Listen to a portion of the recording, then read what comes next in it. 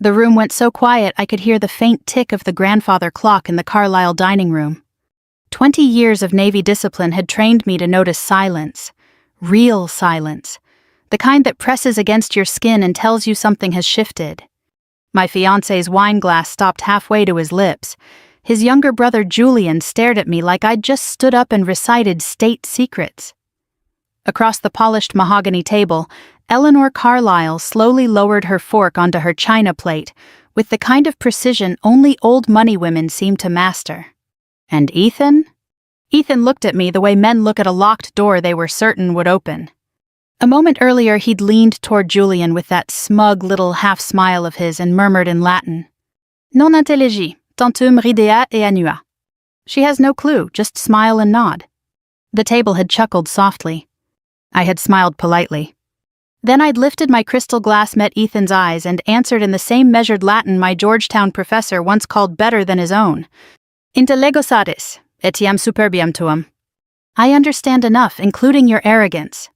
That was the moment his family froze. And that was the moment I finally understood I was not going to marry Ethan Carlisle. 3 hours earlier I had believed I was driving toward my future. The late October sun had cast long amber streaks across Route 50 as I headed toward Annapolis, the Chesapeake flashing silver through the trees. Maryland always looked dignified in autumn, like it understood its own history. Ethan had texted twice while I drove. "Mom's gone overboard as usual. Just smile and survive." Then, "Don't let Julian bait you. He thinks he's Cicero reincarnated." I smiled at that. At the time I thought it was affectionate. I should have known better. Ethan and I had been engaged for 6 months. We'd met 3 years earlier at a policy conference in Arlington, where I'd been speaking on strategic intelligence reform, and he'd been moderating a panel on constitutional litigation. He was handsome in the polished Georgetown way, tailored suits, expensive watches, that dark blonde hair, always just imperfect enough to look accidental. He had a quick wit and the kind of confidence that made people assume depth. At 45, he'd never married. His friends described him as discerning. When we met, he told people I was the most fascinating woman he'd ever known. I believed him. That was my mistake. I'm Claire Bennett, 42, retired Navy intelligence officer now teaching strategic military history at St. John's College in Annapolis. Officially, I spent 19 years specializing in linguistic analysis and operational coordination. Unofficially, there are things I still can't discuss. People hear Navy intelligence and imagine fluorescent offices and secure conference calls. Sometimes that was true. Sometimes it wasn't. What mattered was this: the work taught me to read people the way other women read novels. And somehow with Ethan I'd missed the ending. The Carlisle estate sat on 17 waterfront acres just outside town. White columns, perfect hedges, gravel driveway that whispered beneath your tires. The kind of house designed to remind visitors they were guests. I parked beside Ethan's silver Mercedes and checked my reflection in the mirror. Simple navy sheath dress, pearl earrings, hair pinned neatly back. Composed. The woman looking back at me had survived Kabul, Brussels, and 3 weeks in a Romanian safe house during a diplomatic breach. Surely she could survive dinner with future in-laws. Ethan opened the front door before I reached it. "There she is," he said, kissing my cheek. He smelled like cedar and old bourbon. "You look tense." "I'm fine." He studied me for half a second. "You know, my mother can smell anxiety." I laughed softly. "Good thing I don't have any." He smiled, but it didn't quite reach his eyes. Inside the house glowed with old money warmth. Oil paintings, brass sconces, Persian rugs softened by generations of footsteps. Everything immaculate. Everything careful. Eleanor Carlisle greeted me with cool elegance. "Claire, lovely dress." "Not you look lovely." The dress did. Richard Carlisle appeared moments later, broad-shouldered despite his 74 years. His handshake was warm, direct. "Good to see you again, Claire." He was the only member of Ethan's family who ever looked people fully in the eye. Then came Julian.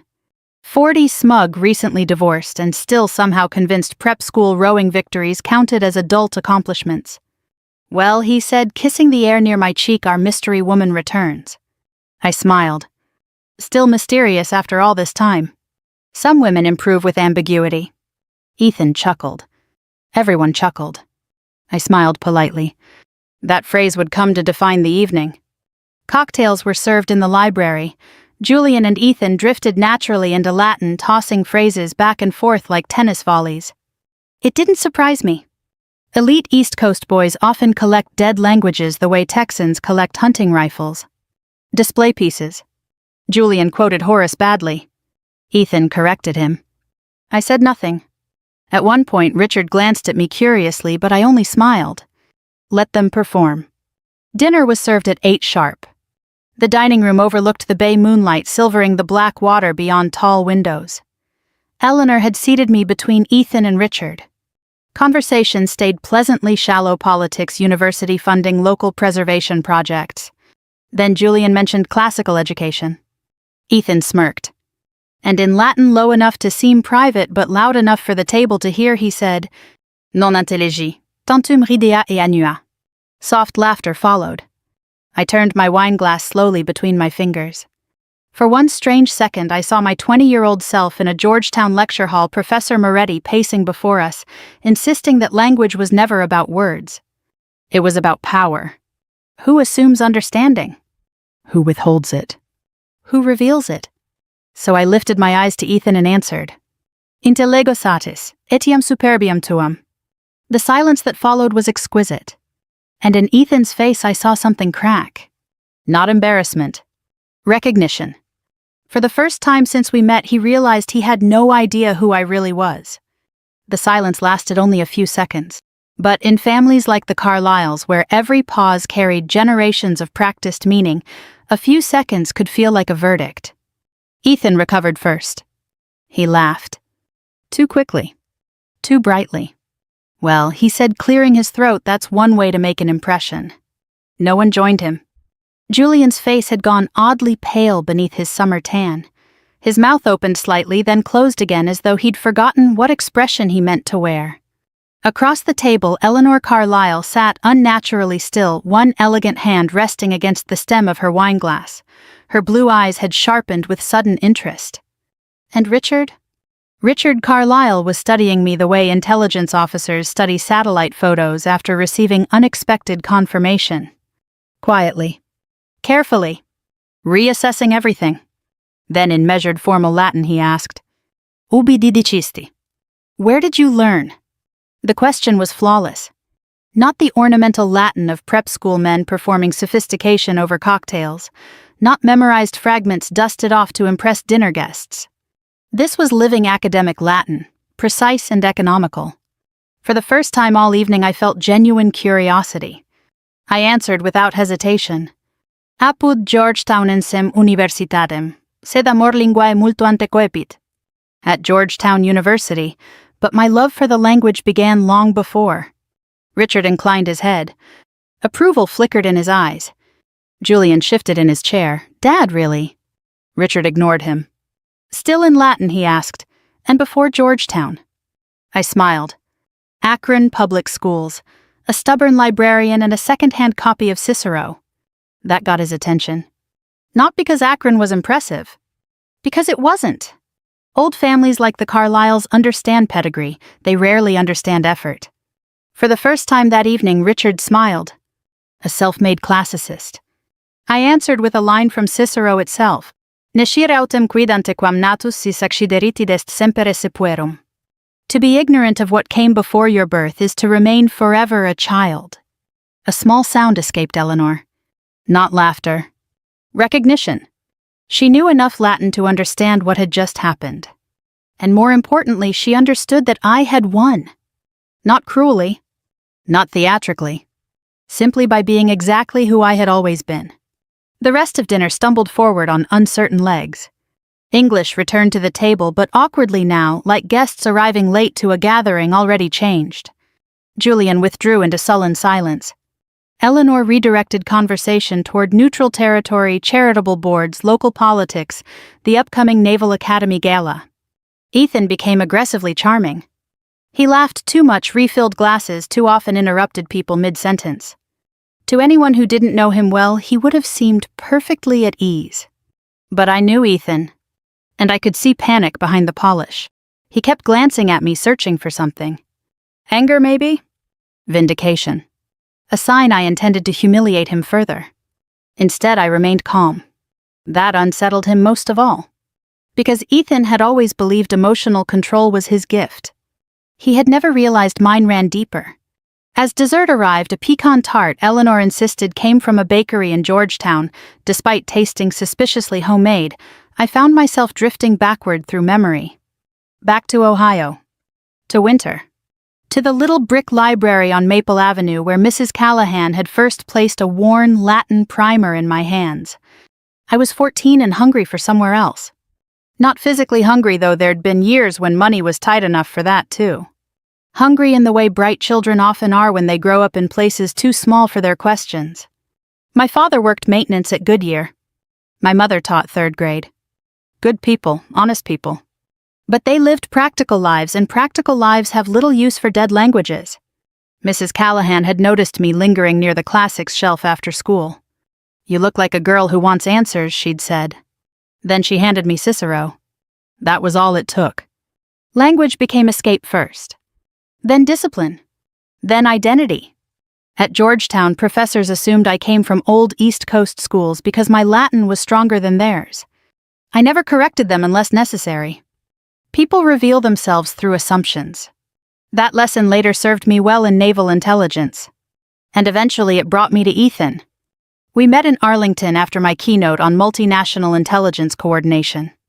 He approached afterward smiling that polished smile. "You speak like someone who's forgotten more than I'll ever know." I laughed. He seemed sincere.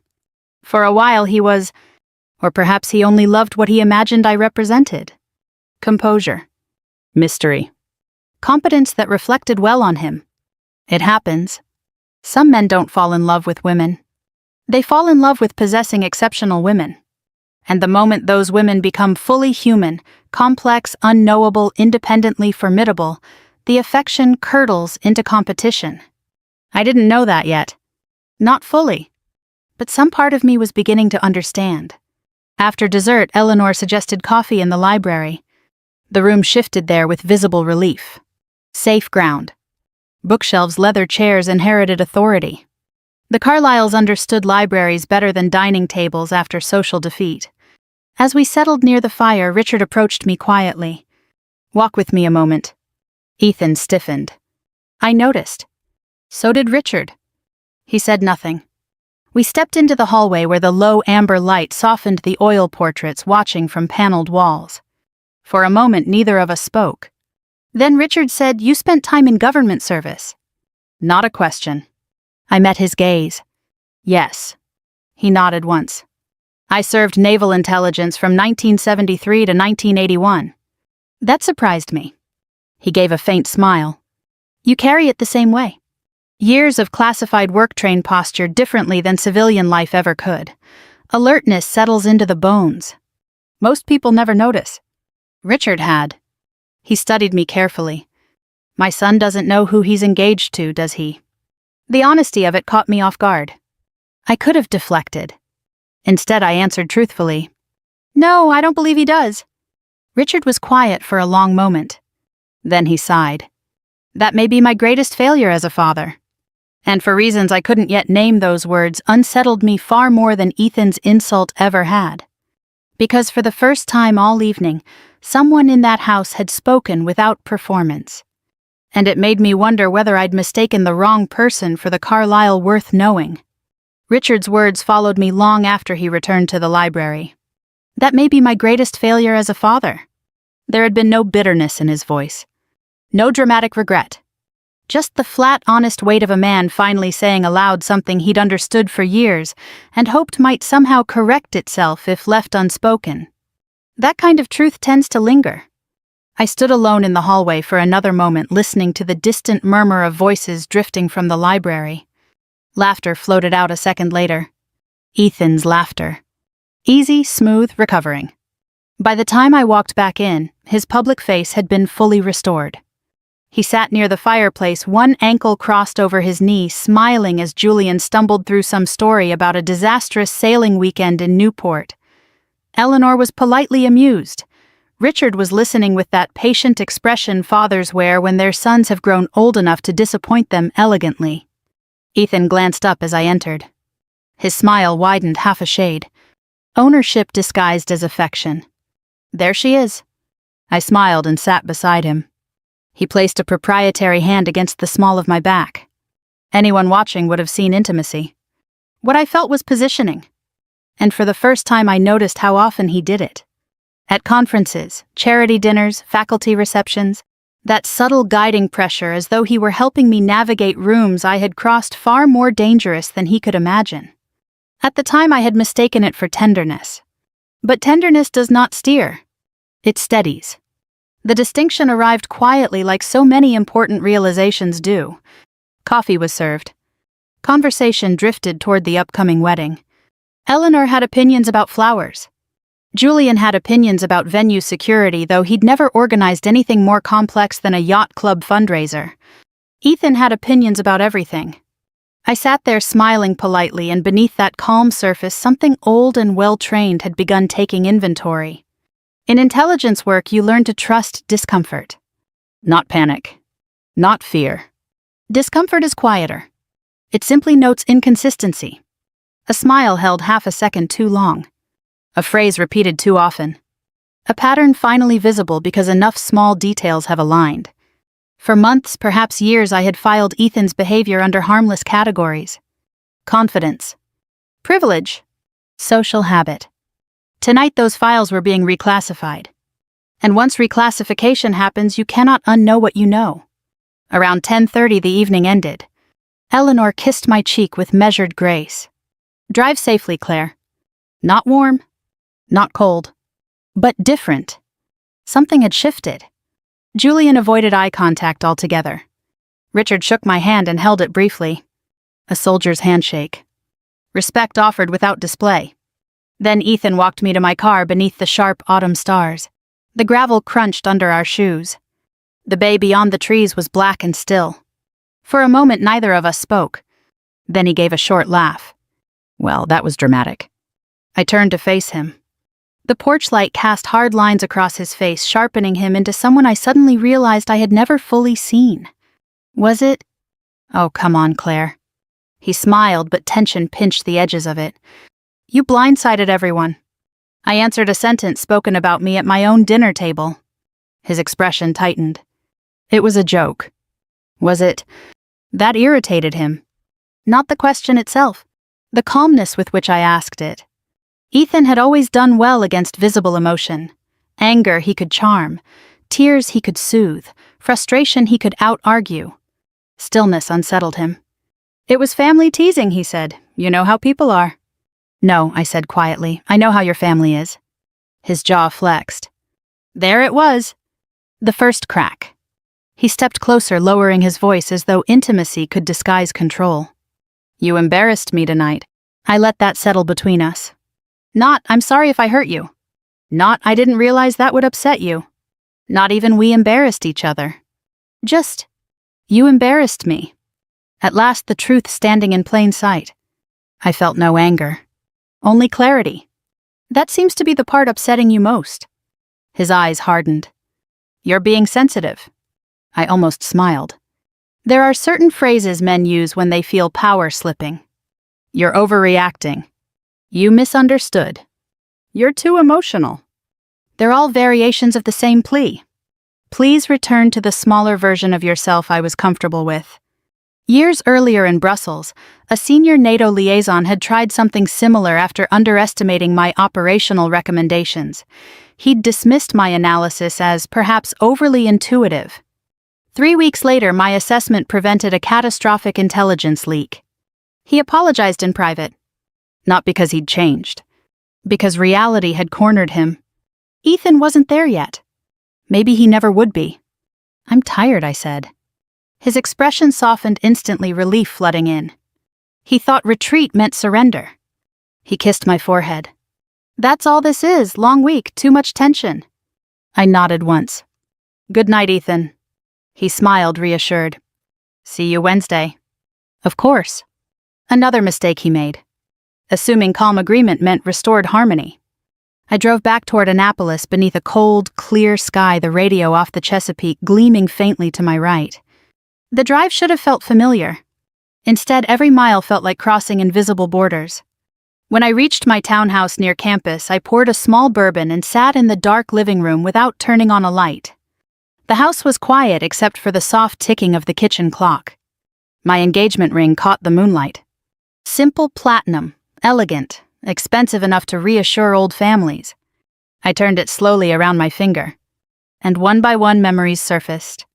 Ethan correcting my pronunciation of a French wine region I had literally visited on assignment. Ethan interrupting one of my lectures to clarify context for guests. Ethan joking to friends that I was brilliant but socially feral. Each moment small enough to dismiss, together unmistakable. The pattern was complete. And once a pattern completes, action follows. I removed the ring, held it in my palm, then slipped it into my purse. Not dramatically, not tearfully, simply as one files a report after reaching unavoidable conclusions.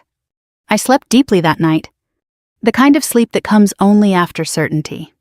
And when I woke before dawn, I already knew my future had changed.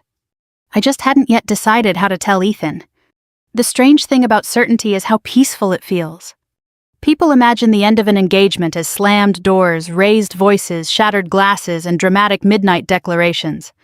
But real endings, especially the important ones, usually arrive quietly. They settle into the room and wait for you to notice them. The week after dinner at the Carlisle estate unfolded with almost insulting normalcy. I taught my classes at St. John's. I graded midterm essays on Clausewitz and strategic restraint. I met colleagues for coffee. I walked the old brick paths beneath the yellowing sycamores and listened to the bells from the chapel tower drift over campus like memory itself. And every morning I woke with the same calm knowledge. I was not going to marry Ethan Carlisle. I still hadn't told him. That wasn't hesitation. It was timing. Years in intelligence work teach patience. You don't act because emotion demands it. You act when conditions are right. And conditions, as it happened, were about to become ideal. Wednesday evening, Ethan called. His voice was bright, polished, affectionate. Good news. I was at my kitchen counter chopping rosemary for roast chicken. What kind of good news? Mother insisted we move the engagement party up. I paused. The engagement party had originally been scheduled for December after Thanksgiving. Why? She thinks momentum matters. That sounded exactly like Eleanor Carlisle. Appearances first, reflection later. When? Saturday, Georgetown Club, black tie. 3 days away. Conveniently impossible to decline without explanation. I smiled faintly. Perfect. That's sudden. I know, but it'll be wonderful. Everyone important will be there. Everyone important. Not everyone loved. Not everyone close to us. Important. The word landed exactly as he intended. Status disguised as celebration. When were you planning to tell me? I asked. A pause. Then that easy laugh. Oh, Claire, don't do that. Do what? Notice. Question. Exist independently of his assumptions. He softened his voice. You'll look beautiful. My mother's handling details. Just show up and let yourself be adored. There it was again. That subtle positioning. Smile and nod. The phrase echoed through my mind with almost comic precision. And for the first time I felt something dangerously close to amusement. Of course, I said. He exhaled, reassured. Wonderful, I'll pick you up at 7. After we hung up, I finished preparing dinner, poured a glass of wine, and sat alone at my dining table. The townhouse was warm and quiet. Outside leaves scraped softly along the sidewalk in the wind. I thought about calling Ethan then and ending it cleanly. Simple, civilized. But another thought arrived just as quickly. No, not revenge. Not humiliation. Just truth placed where it could no longer be ignored. If Ethan wanted an audience for performance, then perhaps the audience deserved honesty. Saturday arrived crisp and cold. By 6:30, Georgetown was glowing under soft amber street lamps, the old brick facades polished by generations of wealth and expectation. I stood before my bedroom mirror fastening pearl earrings. My dress was midnight blue silk, understated and severe enough to command attention without asking for it. The kind of elegance that doesn't need approval. I left my engagement ring in the velvet box on my dresser. Intentional. Not forgotten. At exactly 7, Ethan knocked. When I opened the door, his smile faltered. "You're not wearing it." I held his gaze. "No." A beat passed. Then he smiled again, tighter this time. "Well, we'll fix that before photos." I said nothing. He mistook silence for compliance. Again. The Georgetown Club was everything one expects from old Washington. Money-polished walnut paneling, crystal chandeliers, discreetly expensive floral arrangements, staff who moved like choreography. The ballroom hummed with practiced prestige. Federal judges, lobbyists, professors, retired admirals, women in silk and diamonds discussing foundations they only half remembered funding, men who still introduced themselves by former titles. The Carlisle world. And tonight I was meant to become part of it. Eleanor greeted us with air kisses and visible relief. "Claire, darling, there you are." Her eyes dropped instantly to my bare hand. A fractional pause. Then composure returned. Professional grade recovery. Lovely dress. Again, the dress received what I did not. Richard appeared moments later. His expression flicked once to my empty ring finger. Understanding settled quietly in his eyes. He said nothing, but he knew. And somehow that steadied me. The evening unfolded exactly as planned. Champagne circulated. Guests praised our future. Ethan played the attentive fiancé with polished precision. His hand rested lightly at my waist. His smile dazzled. His voice carried warmth calibrated to perfection. And all the while I watched him the way I once watched foreign dignitaries during classified negotiations, noting where performance strained against truth. At 9 sharp, Eleanor tapped her crystal flute for attention. The room quieted. She smiled toward Ethan. Our son would like to say a few words. Applause followed. Ethan stepped onto the low platform near the grand piano. Perfect posture. Perfect smile. Perfect confidence. He lifted his champagne glass. "Thank you all for joining us tonight to celebrate this extraordinary woman." The crowd smiled approvingly. He looked directly at me. And then I saw it. That glint. The same one he'd worn at dinner before speaking Latin. Performance sharpened by cruelty. "My Claire," he said warmly, "remains the most mysterious person I've ever known." Polite laughter. "She's brilliant, of course, though often in ways difficult to decode." More laughter. A gentle joke. Harmless enough. Then he switched to Latin. Confidently. Smoothly. And incorrectly. He intended. Even silence can conceal confusion. What he actually said, thanks to a badly declined participle, translated closer to. Even silence confuses itself while hiding. The room, of course, didn't know. But I did. And Richard did. And for one suspended second our eyes met across the ballroom. He gave the slightest nod. Permission. Or perhaps acknowledgement. Either way I understood. So before Ethan could continue, I stepped forward. And in clear, elegant Latin heard across the suddenly still room, I said, "You've declined the participle incorrectly." Gasps fluttered through the crowd. Ethan froze. I continued still in flawless Latin. If one wishes to insult a woman publicly, precision helps. A few guests laughed nervously. Then Richard laughed outright. The sound cracked the room open. And Ethan's perfect evening began to collapse. For half a second after Richard laughed, no one else moved. It was the kind of moment Washington society secretly lives for. Not charity galas. Not policy dinners. Not elegant speeches about duty and service. No. What people in rooms like that truly crave is rupture. The instant polished certainty breaks open and reveals whatever trembling truth has been hiding underneath.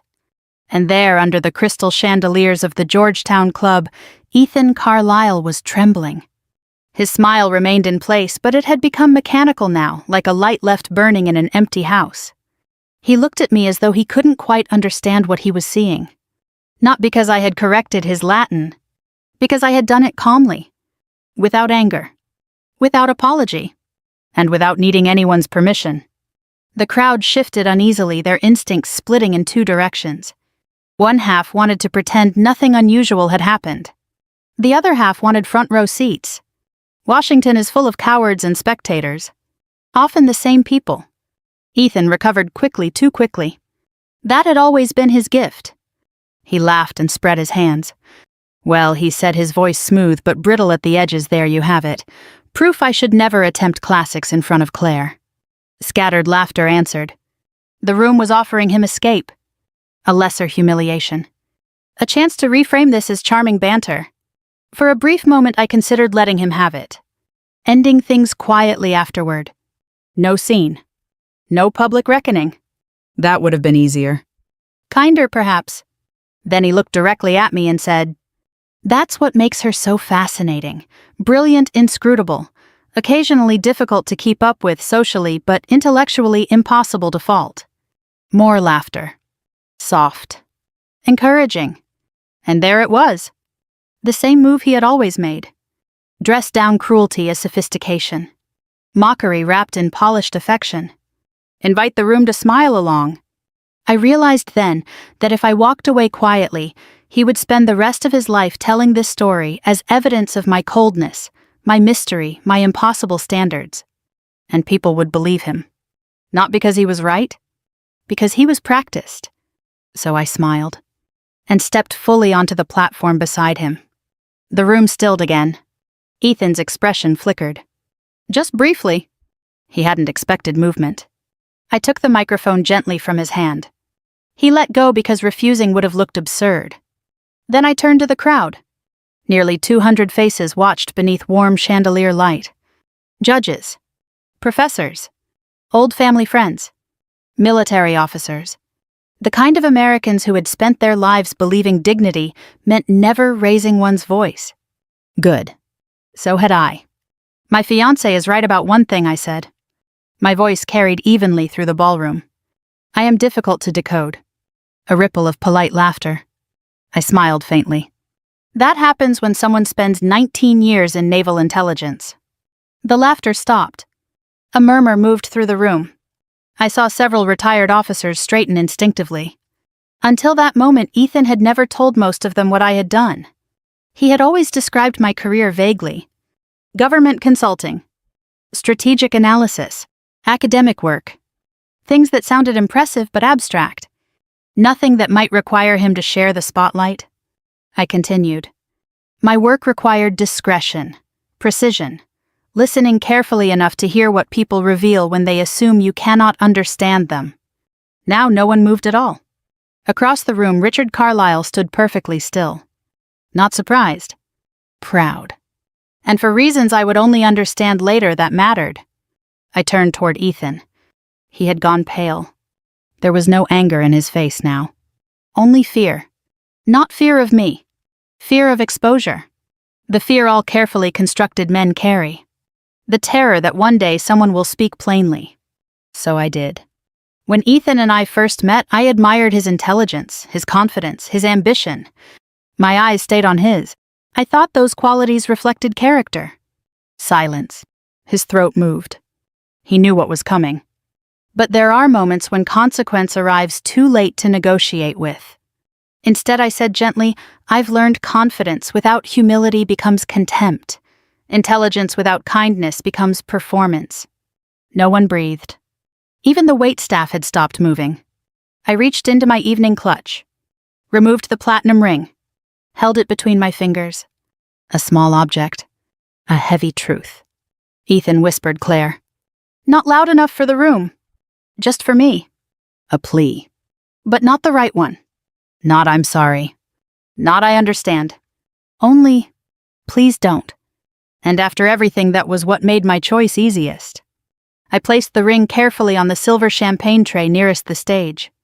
The soft metallic click echoed through the ballroom. Then I looked at him one final time. You once told your brother I should smile and nod. His face drained of all color. A visible tremor passed through him. Gasps fluttered through the room as understanding spread. I smiled not cruelly but honestly. You were half right. I set down the microphone and walked away. No one tried to stop me? Not Ethan. Not Eleanor. Not Julian. Only Richard moved. As I passed, he touched my arm lightly. A soldier's gesture. Respect. Nothing more. Outside, Georgetown's cold night air struck my face like baptism. The street glowed amber beneath old lamps. Cars moved quietly past on Wisconsin Avenue. Life continuing indifferent and immense. For the first time in years, I could breathe without calculation. I stood there for several moments looking up at the dark Washington sky. Then I laughed. Softly. Not from triumph. From relief. There is a profound peace that arrives when performance finally ends. I drove home through the sleeping city with the windows cracked to let in the November cold. No music. No tears. Just stillness. When I reached Annapolis after midnight, I poured bourbon into my father's old glass tumbler and sat by the window overlooking campus. The chapel bell struck 1. And for the first time since accepting Ethan's proposal, I felt entirely like myself. The phone began ringing at 7:12 the next morning. I let it ring. At 7:14 it rang again. At 7:18 my doorbell sounded. And somehow before I even rose from my chair, I already knew it wasn't Ethan. It was Richard. Richard Carlisle stood on my front porch wearing a navy wool overcoat and holding a white bakery box tied with simple string. For a man who had likely spent decades entering rooms from positions of unquestioned authority, he looked unexpectedly uncertain. Not weak. Not ashamed. Just careful. The kind of careful that comes when a person finally understands the importance of getting something right. When I opened the door, he gave a slight nod. Claire. Richard. He lifted the box a little. Blueberry scones from Lighthouse Bistro. I'm told apologies should never arrive empty-handed. For the first time since the engagement party, I smiled. A real smile. Well, I said, stepping aside, that's certainly better than flowers. His mouth twitched. Flowers are often just expensive evasions. I liked him more for saying it. He entered quietly, pausing just inside the foyer to glance around. My townhouse was modest by Carlisle standards, brick narrow overlooking the old streets near St. John's, but warm. Books lined nearly every wall. Framed maps from naval operations I was legally allowed to display hung above the fireplace. The furniture was practical and worn in ways that suggested use rather than curation. Nothing had been selected to impress anyone. That alone probably made it alien to him. I led him to the kitchen. The late morning sun poured through the windows, catching the steam rising from the coffee I'd just made. He set down the pastry box and removed his coat. For a while we moved through the familiar choreography of civility, pouring coffee-setting plates, making small observations about weather and traffic. Older people understand this dance better than younger ones. Sometimes practical motions allow truth to gather courage. At last Richard folded his hands around his coffee cup and looked at me directly. I came to apologize. You already did. Not sufficiently. Fair enough. I waited.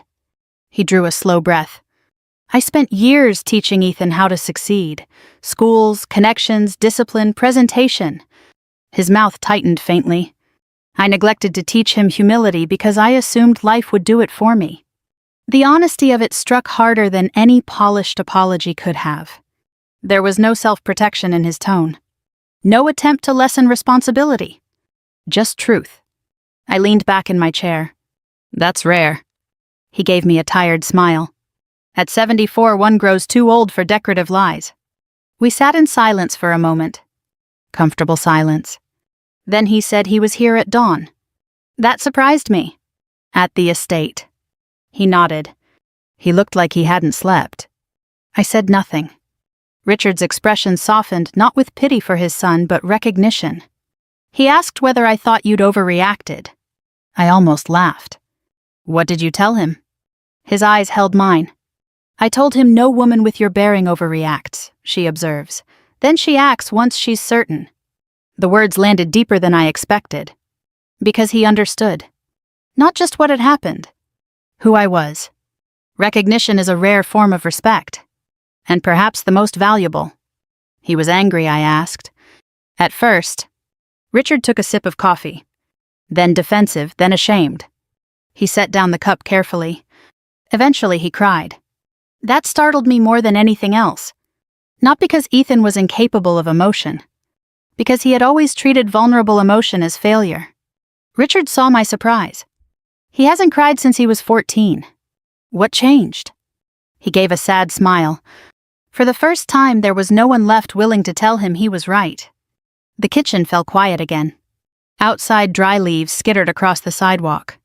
A church bell sounded faintly from downtown Annapolis. Life moving steadily forward. Richard looked around the room. He underestimated you because I taught him to admire polish over substance. I considered that. It was partly true. But not all of it. No, I said gently. You taught him many things. He chose which lessons to keep. Richard absorbed that without flinching. Another mark of character. Finally, he nodded. Yes, that's true. We spoke for nearly 3 hours after that. Not about Ethan mostly. About service. About discipline. About the strange loneliness of leadership. He told me stories from naval intelligence during the late 70s, Moscow analyses, Mediterranean operations, tense Cold War briefings, where one misunderstood sentence might alter history. I told him what little I safely could about my own years overseas. Enough for shared understanding.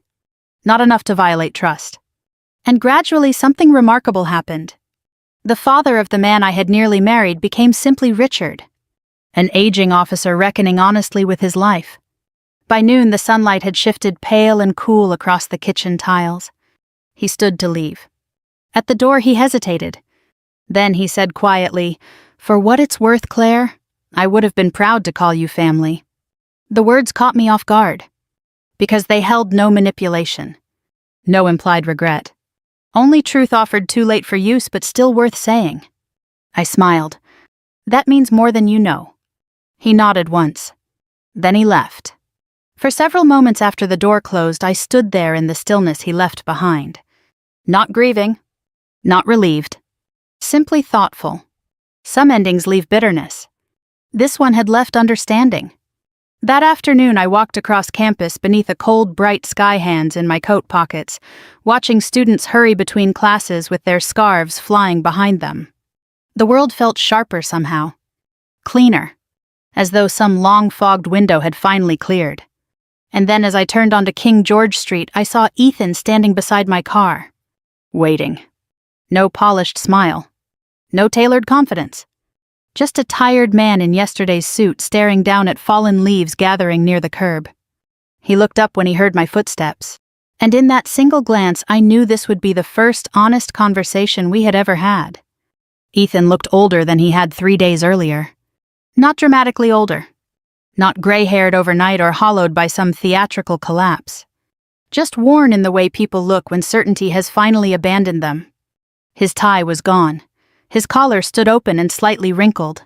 There were dark half-moons beneath his eyes, and for once his hair was not carefully arranged into that studied imperfection he'd spent years mastering. He looked, I realized, like a man who had stopped rehearsing. For reasons I couldn't entirely explain, that made what followed easier. He gave a small nod. Claire. Ethan. Neither of us moved closer. Students passed behind us, laughing softly, backpacks slung over their shoulders, wrapped in scarves against the cold. Somewhere across campus, chapel bells marked the quarter hour. Ordinary life moving around extraordinary endings. It felt right. He glanced down for a moment, then back up. My father was here this morning. He told me. Ethan gave a humorless laugh. I imagine he was kinder to you than he was to me. I said nothing. He looked at the brick sidewalk between us. He said, I've spent my whole life confusing admiration with love. The honesty of that surprised me. Not because it wasn't true. Because Ethan was saying it aloud. There was no audience here. No social leverage to recover. No polished crowd to perform for. Just two people standing under a cold Annapolis sky, finally speaking plainly. That must have been difficult to hear, I said. He smiled faintly. It was worse hearing that he was right. We stood in silence for a moment. Then he looked at me fully. Not appraising. Not persuading. Simply looking. And for the first time since I'd known him, I saw no calculation there. Only exhaustion. And grief. Not grief for losing status or appearances or the spectacle of a failed engagement. Real grief. The kind that comes when illusion dies and leaves truth standing in its place. I loved you, he said quietly. It would have been easy to reject that. To tell him he'd loved the idea of me. To correct him. To win. But age teaches something younger people rarely understand. Truth is often layered. And people can love badly while still loving sincerely. I know, I said. His shoulders loosened slightly, as if some hidden tension had finally found permission to release. Then he asked the question I think he had come there dreading most. When did you know? The answer arrived easily. At your parents' dinner. He nodded once unsurprised. The Latin. Yes. He swallowed. I've replayed that moment all weekend.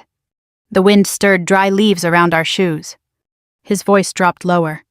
When you answered me, I realized I'd never once asked who you really were before me. There it was. The heart of it. Not cruelty exactly. Neglect. A subtler failure and in many ways a sadder one. He had loved the Claire who fit neatly into his world. The composed woman beside him at events. The elegant professor who reflected well on him.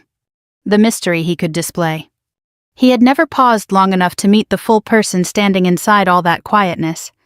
And because he had not looked deeply, he had mistaken depth for emptiness. I'm sorry, he said. No polish.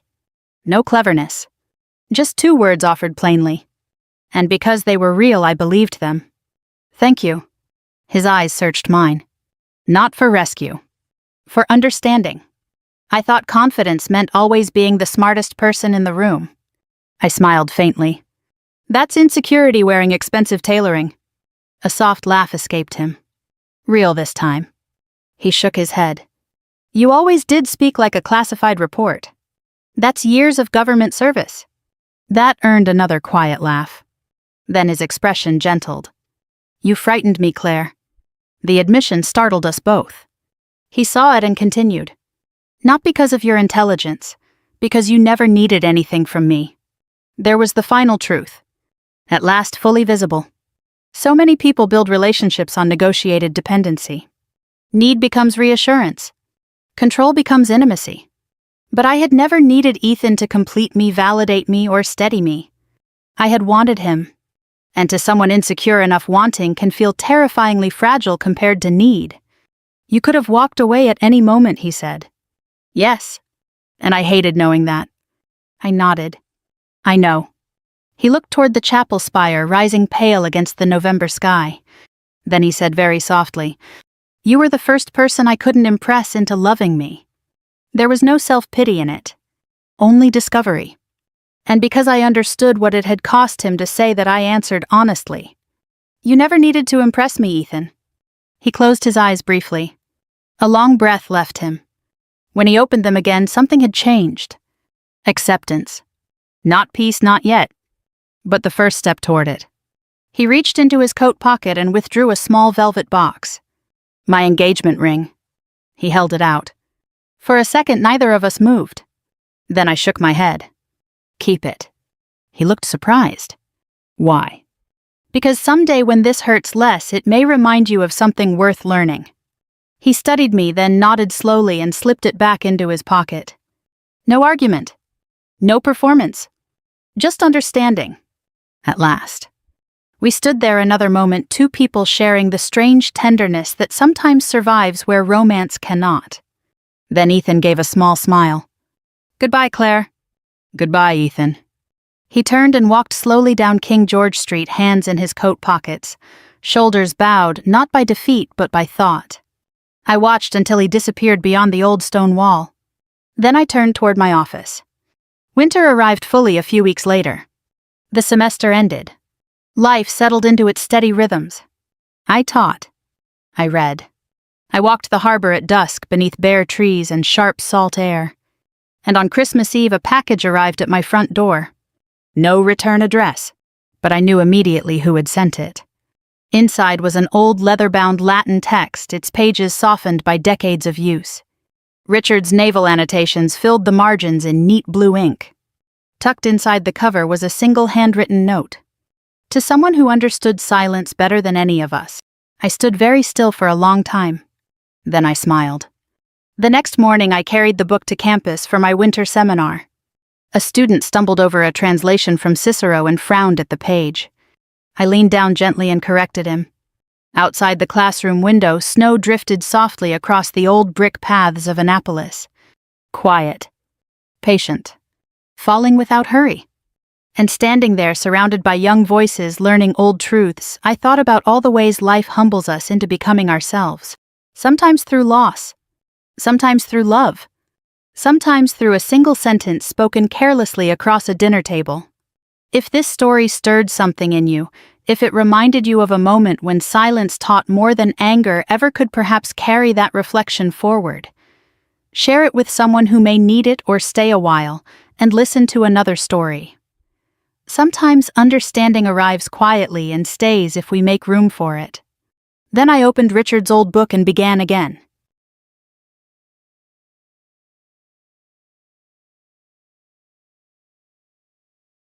Everyone stand for the Admiral. The words cracked through the chapel like cannon fire. For half a second, nobody moved. Then 300 people surged to their feet all at once, chairs scraping polished hardwood crystal glasses, trembling on white linen tables. The organist froze mid-note. Across the room, my father's face drained of color. His mouth hung open, the same mouth that had spent 35 years telling me I'd never amount to much if I kept playing soldier.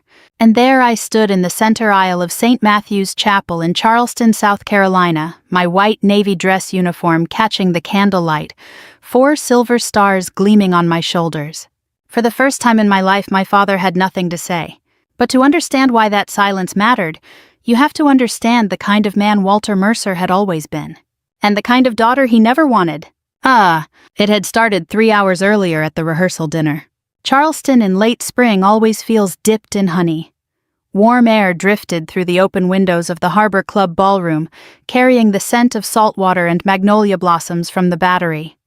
The city had dressed itself beautifully for our wedding weekend. Inside, crystal chandeliers glowed over 24 round tables draped in ivory linen, gold-rimmed china, tall floral centerpieces of white roses and eucalyptus. The sort of expensive Southern elegance my mother had spent 6 months arranging down to the last folded napkin. My fiancé Daniel Whitaker had wanted something smaller. But my father insisted, if my daughter's finally doing something respectable with her life, he'd announced we ought to make it worth seeing. He'd said it smiling. People laughed.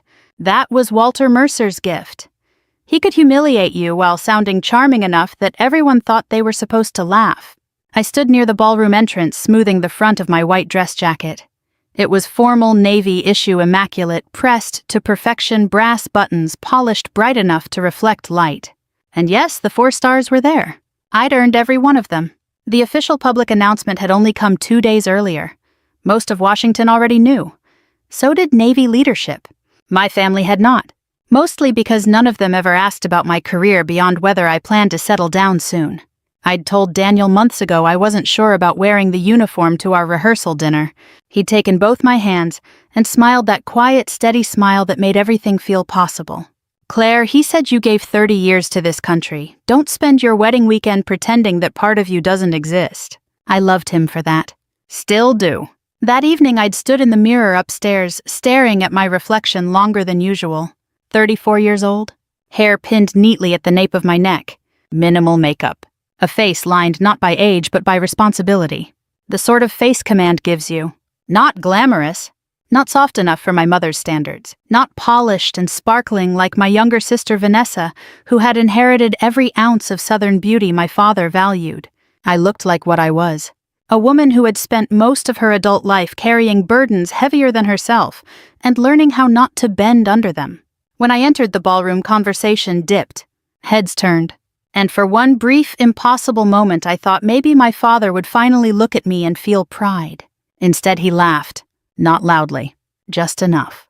He was standing near the bar, bourbon in hand, perfectly tailored navy blazer stretched over his broad frame.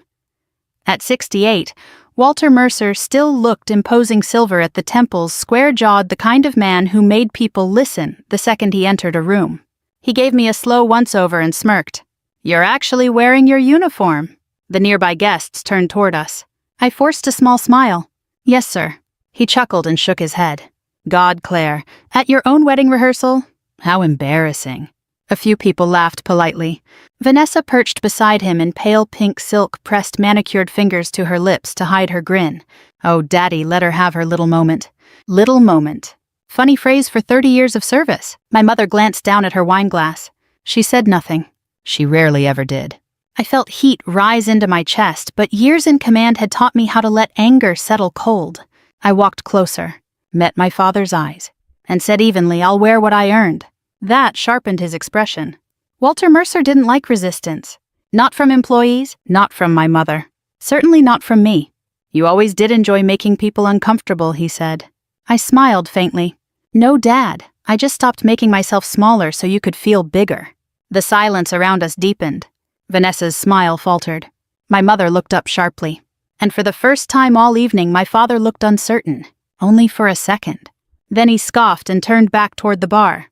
"Well," he said loudly enough for everyone to hear, "let's hope tomorrow your little costume doesn't distract from the bride." There it was. The final reminder. Even at my own wedding in his mind, I was still a child playing dress-up. Not a woman. Not a leader. Not someone worth seeing clearly. Daniel appeared at my side, then warm hand slipping gently into mine. "You okay?" I looked up at him. His calm gray eyes held mine steady as open water. And something inside me settled. "Yes," I said, because suddenly, strangely, for the first time I realized I didn't need my father's approval to walk forward. Tomorrow I would step into St. Matthew's Chapel exactly as I was. No apology. No explanation. And whether Walter Mercer understood what those 4 stars meant or not, someone in that room would. I had no idea just how right that feeling was, or that before the next evening ended, my father's entire understanding of his daughter would collapse in front of 300 witnesses.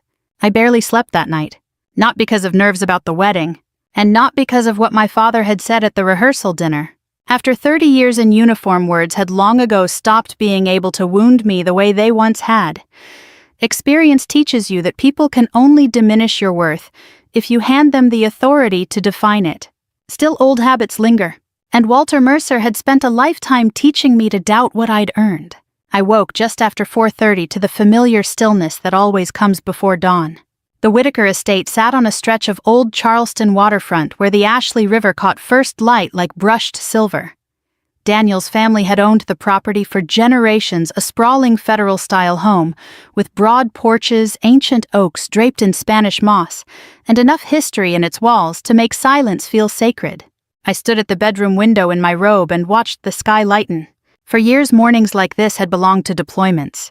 Quiet preparation, mental inventory, breathing slow and steady before responsibility settled onto your shoulders for another day. Funny how your body remembers duty even when your life is changing. Today I was getting married, and somehow that felt more intimidating than any command transfer I'd ever accepted. Behind me, Daniel stirred beneath the covers. "You're up early," he murmured. I smiled. "I've been accused of worse." He rolled onto one elbow, his sandy hair unruly from sleep, his expression still carrying that boyish kindness that had first disarmed me 6 years earlier at a Navy fundraiser in Annapolis. Daniel Whitaker had the unusual gift of making space feel calm. It was one of the reasons I'd fallen in love with him. He looked at me for a moment, then sat up straighter. "You're thinking about him." I didn't have to ask who. "Yes." Daniel nodded once. Then he pulled back the covers and crossed the room barefoot, stopping beside me at the window. For a while, neither of us spoke. Outside, the first gulls drifted over the water. Finally, he said quietly, "Claire, you know he's wrong." I gave a small laugh. "I know." "Then why does it still hurt?" That question stayed between us for several seconds. Because it was honest. And because Daniel had always known how to ask the questions I usually avoided answering. I folded my arms. Because part of me still keeps waiting for him to become the father I thought he might be someday. Daniel's reflection softened in the glass. That little girl deserved better. I closed my eyes briefly. Yes, she did. I was 8 the first time I understood my father wished I'd been someone else. Vanessa had just won Little Miss Charleston. My mother had thrown a celebration dinner with neighbors and church friends. Everyone praised her curls, her smile, her poise. At some point, I'd run into the dining room holding my science fair ribbon. 2nd place. I'd been so proud. "Daddy, look what I won." He barely glanced over, then smiled absently and said, "That's nice, sweetheart, but don't interrupt your sister's moment." Everyone had laughed softly. Not cruelly. Just enough for an 8-year-old girl to understand she'd misunderstood her place. That was Walter Mercer's way. He didn't shout often, didn't rage, didn't strike. He simply withheld warmth with such precision that you spent years trying to earn what was never coming. Vanessa fit his world beautifully. She was graceful, social adored attention the way flowers adore sunlight. And to be fair, she wasn't cruel by nature. She simply learned early that my failures made her shine brighter. Children adapt to whatever love rewards. I adapted differently. I stopped seeking applause and started chasing competence. Grades, athletics, leadership. Then Annapolis. The day my acceptance letter arrived, my mother cried. Vanessa clapped politely. My father looked over his reading glasses and said, "The military, Claire, that's hardly a future for a woman." I was 17, and for reasons I still don't fully understand, something inside me hardened cleanly in that moment. I looked him straight in the eye and said, "Then I suppose I'll have to build one." It was the first honest thing I ever said to him. He never forgave me for it. At 8 sharp, there was a knock at the door. Daniel smiled. "Your cavalry." I opened it to find Margaret Whitaker, Daniel's mother, holding a silver tray with coffee and toast. She wore soft blue linen and the kind of warm smile only women who've truly lived can give. Well, she said America's most intimidating bride looks underfed. I laughed despite myself. Margaret stepped inside and set the tray down. Then her expression gentled.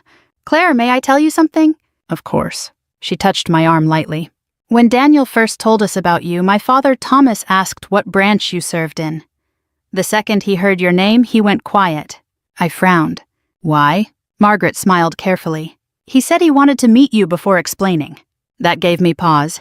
Thomas Whitaker was 82 and one of the most decorated retired admirals in modern Navy history. He'd commanded fleets before I'd even graduated high school. I'd met him only twice before. Each time he'd looked at me with a curious intensity I hadn't understood. Before I could ask more, Margaret simply said, "Wear your uniform proudly today." Then she left, and somehow those words steadied me more than she probably knew. By noon, I stood alone in the dressing room at St. Matthew's Chapel. The white dress blues fit perfectly. Every seam exact, every brass button polished. The 4 stars rested on my shoulders with the quiet weight of sacrifice. They weren't decoration. They were memory. Lives lost. Lives saved. Years carried. 1,000 impossible decisions no one would ever know I'd made. I studied my reflection. Not as Walter Mercer's daughter. Not as someone still hoping to be chosen. But as the woman I had become despite him. Then the chapel bells began to ring. It was time. And as I reached for the door, I had the strangest certainty that before this day ended, my father would finally see exactly who had been standing in front of him all along. There are moments in life when time does something strange. It slows. The world sharpens. And you know without understanding how that what happens next will divide your life into before and after. That was how it felt standing outside the doors of St. Matthew's Chapel. The bells had just finished ringing. Inside, 300 guests were settling into polished oak pews beneath vaulted ceilings that had stood over Charleston for nearly 2 centuries. Candlelight shimmered against stained glass windows. White roses lined the aisle. Somewhere beyond the doors, the organist played the opening notes of Jesu Joy of Man's Desiring, and I stood there alone in my white navy dress uniform, gloved hands steady at my sides, 4 silver stars bright against my shoulders. A young chapel attendant glanced at me nervously. "Admiral Mercer." I smiled faintly. "You can call me Claire today." His ears reddened. "Yes, ma'am." He hesitated, then added quietly, "My mother served under you on the Roosevelt. She always said you were the finest officer she ever knew." For a moment I just looked at him. The sincerity in his expression touched something unexpectedly tender inside me. "Tell your mother thank you," I said. His smile widened. Then the music shifted. It was time. He reached for the brass handle, and the doors opened. The chapel seemed to inhale. 300 faces turned toward me all at once, and for the first few steps down that aisle there was only stillness. The soft rustle of fabric, the measured click of my shoes against old wood, the low breath of Charleston air moving through open side windows. I kept my eyes forward. That was years of military discipline. You don't scan a room when entering command presence. You move with purpose and let people absorb what they need to absorb. But even without looking directly, I could feel it. Confusion, curiosity, recognition from some, shock from others. A low murmur moved through the pews like wind through reeds. Because while many of Daniel's family friends recognized the uniform immediately, very few expected to see 4 stars, especially on a woman my age, and certainly not on the bride. Halfway down the aisle, I saw my father. Walter Mercer sat in the second row beside my mother, his face frozen in a confusion so complete it almost looked childlike. For once he had no polished reaction ready. His eyes moved over the stars on my shoulders. then back to my face, then to the stars again, trying to reconcile what he was seeing with the daughter he'd spent his life dismissing. Beside him, Vanessa leaned forward, her lips parting slightly. "What is this?" she whispered. Mother didn't answer. She was staring at me as though seeing me clearly for the first time. And then I saw Daniel, waiting at the altar in his black tuxedo, hands clasped before him, his expression steady and warm. Not surprised, not confused, just proud. That smile reminded me to breathe. I kept walking. Then everything changed. Front row left side. Thomas Whitaker, 82 years old. Broad-shouldered despite his age, his silver hair perfectly combed his posture, still carrying traces of the command that had once shaped entire fleets. Retired Admiral Thomas Whitaker had the kind of presence that didn't diminish with age. Men still straightened unconsciously when he entered a room. As I approached, his face shifted. At first, polite attention, then recognition, then something far deeper. His entire body went still. Not ordinary surprise. Recognition of something impossible. His pale blue eyes fixed on the stars at my shoulders, and I watched understanding strike him with physical force. Slowly he rose to his feet. The motion was deliberate enough that nearby guests noticed immediately. Conversation stopped. Thomas Whitaker did not stand casually. At 82, every movement carried intention. He reached down, set his crystal water glass carefully on the pew rail, then turned toward the center aisle and looked directly at me. There was reverence in his face now, and something else. Memory. My pulse quickened. He stepped into the aisle. Someone murmured, "What's happening?" He ignored them. Instead, he walked calmly to the front lectern where the chapel microphone rested. The organist faltered into silence. The entire room watched. Thomas adjusted the microphone with one practiced hand. Then he looked out across the chapel. His voice, when it came, was deep enough to fill every corner. "Ladies and gentlemen." The room stilled completely. He drew one slow breath, and then thundered, "Everyone stand for the Admiral." For half a heartbeat, no one moved. Then instinct took over. Military men first. Retired officers. Veterans. Then their wives. Then everyone else rose with them, chairs scraping sharply against old floors. 300 people standing at once. The sound echoed like rolling thunder. Gasps rippled through the chapel. My mother rose slowly, trembling. Vanessa looked around wildly, trying to understand. And my father remained seated for one stunned second longer than anyone else, his face gone ghost white. Then even he stood. Because in that room, under the authority in Thomas Whitaker's voice, there was no other choice. The silence that followed felt sacred. Thomas turned toward me fully now, and before anyone could process what was happening, the retired admiral raised his right hand in a flawless military salute. The sharpness of it stole the breath from the room. Then, one by one, every veteran present followed. Rows of salutes lifted toward me. Perfect. Silent. Absolute. 300 people standing. Dozens saluting. And my father staring at his daughter as if he had never seen her before. Thomas lowered his hand, his eyes never leaving mine. Then he spoke words that would change everything.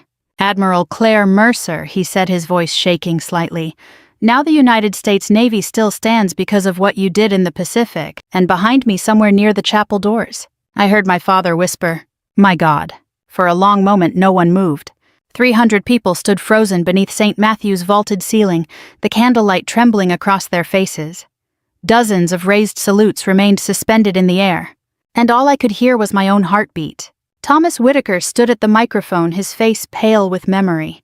He looked older in that moment than he had even minutes before.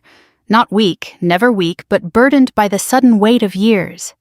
The kind of look men get when history rises unexpectedly to meet them. He swallowed once. Then he looked directly at me and said more softly this time, "You never told them." I held his gaze. "No, sir." He gave a slow nod as if that answer confirmed something he had long suspected. Then he turned back to the room. The old command returned to his posture instantly. For 82 years, Thomas Whitaker had carried himself like a man who understood duty. Even age hadn't taken that from him. He adjusted the microphone slightly and let his eyes move across the chapel.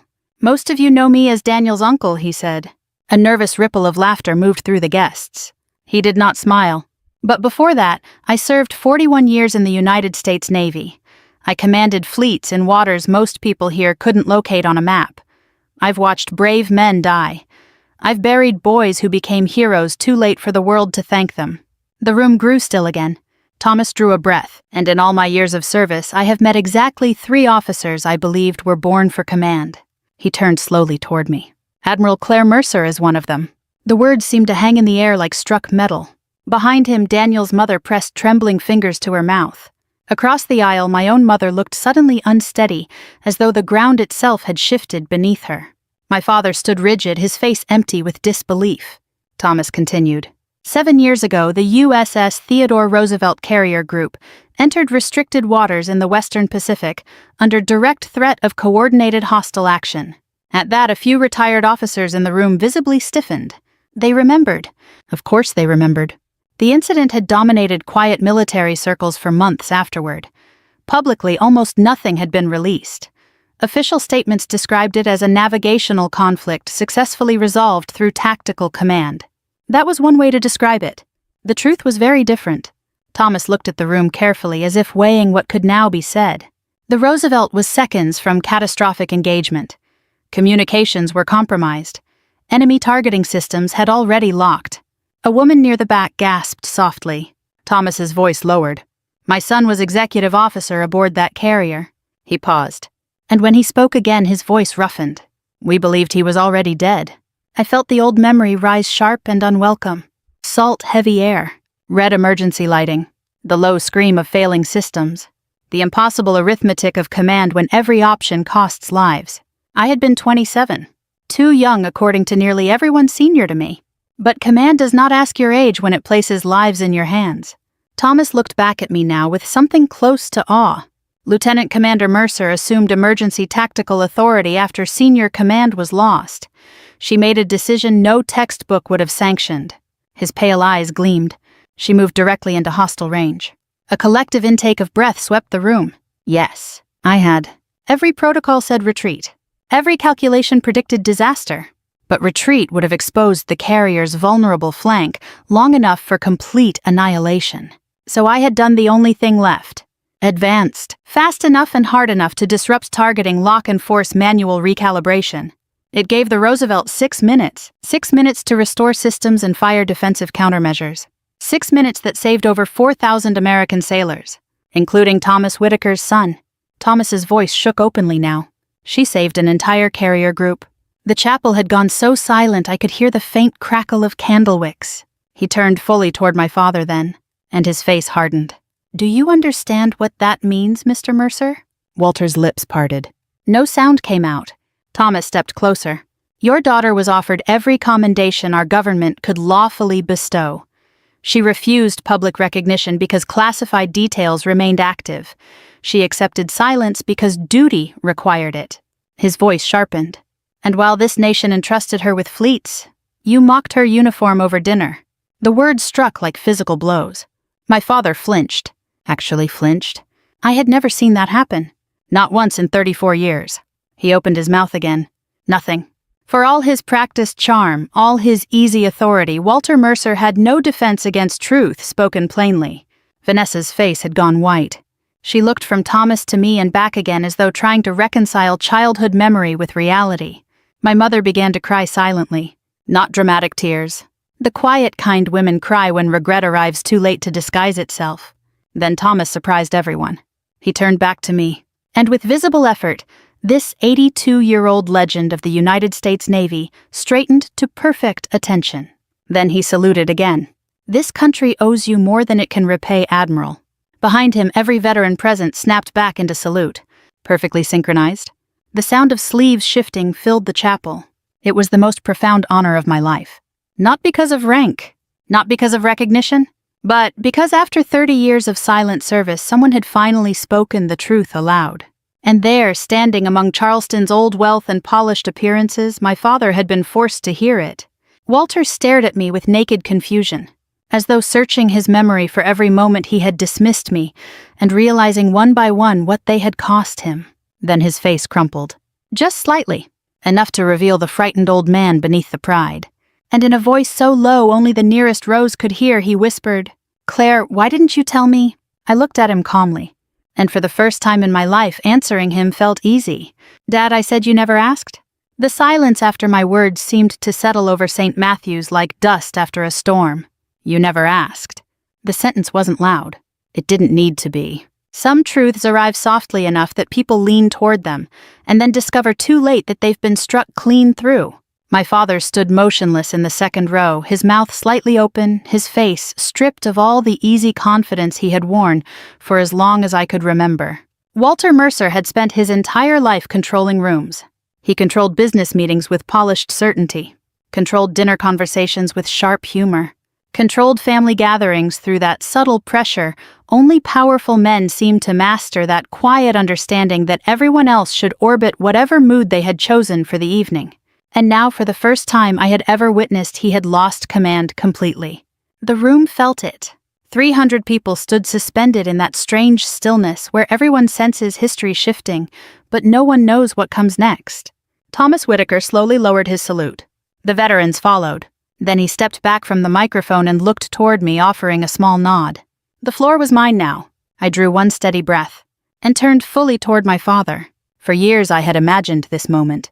Not this exact setting, perhaps not the chapel, not the guests, not the impossible public reckoning, but some version of this confrontation had lived quietly in the back of my mind for decades.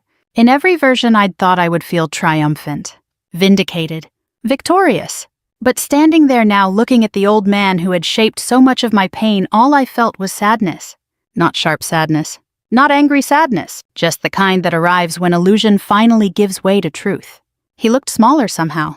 Not physically. Walter Mercer was still broad-shouldered, still dressed in immaculate navy tailoring, still carrying the handsome authority Charleston society had admired for decades. But the force inside him, the certainty that had always made him seem larger than life, had cracked. And beneath it stood only an aging man confronting the limits of his own understanding. His voice came rougher than I had ever heard it. "Claire," he stopped, swallowed, tried again. "Why would you keep something like this from your family?"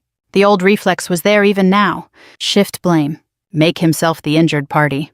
Several years ago that question would have trapped me. It would have sent me scrambling to explain, justify, soften. Not anymore, I answered calmly. I didn't keep anything from you. His brow tightened. Yes, you did. No, Dad. My voice stayed even. You simply never cared enough to know. A quiet murmur passed through the chapel. Walter blinked hard as though physically struck. Vanessa stepped forward from beside him, her voice tight with disbelief. That's ridiculous. She looked at me the way she always had when uncomfortable chin, slightly raised eyes narrowed with practiced superiority. You can't seriously blame Dad because you chose to live halfway across the world and never tell anyone what was happening. For a brief moment I saw the little girl she used to be. The child who learned early that our father's approval was conditional, and who had spent her whole life performing for it. She wasn't cruel. Not really. Just afraid. And fear often wears the face of arrogance. I met her gaze. Vanessa, do you remember my promotion ceremony in Norfolk? Her expression flickered. That was years ago. Yes. I nodded once. You and Dad promised you'd come. Her face changed. Not much, but enough. Because she remembered. Of course she remembered. It had been the day I took command of my first carrier strike group. One of the proudest days of my life. I'd reserved seats for my family. Waited for them before the ceremony began. Checked my phone between formalities. Nothing. Hours later, I received a text from Vanessa. Sorry, Daddy forgot. We had brunch with the Pembrokes and lost track of time. Congratulations, though. That was all. No call. No apology. Nothing. Vanessa looked away first. My father's face tightened. That was one missed event. It was every event. The words came before I could stop them. Not shouted. Not angry. Just true. And truth spoken plainly can silence a room faster than rage ever could. I took a slow breath.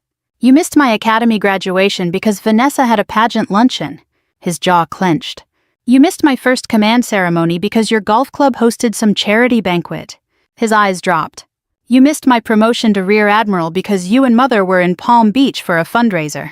Neither of my parents spoke. The years hung there between us like laundry no one could pretend not to see. My mother wept openly now.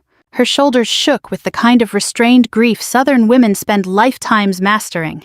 Still, she said nothing. That was her tragedy. She had built her whole life around peacekeeping so carefully that eventually she forgot peace. Without honesty was just surrender wearing pearls. Walter looked at her, then back at me, and suddenly he looked old. Not 68. Ancient. Like a man seeing his life from the wrong end and realizing too late what mattered. His voice cracked. I thought. He stopped. Whatever defense he had meant to offer collapsed before it reached air.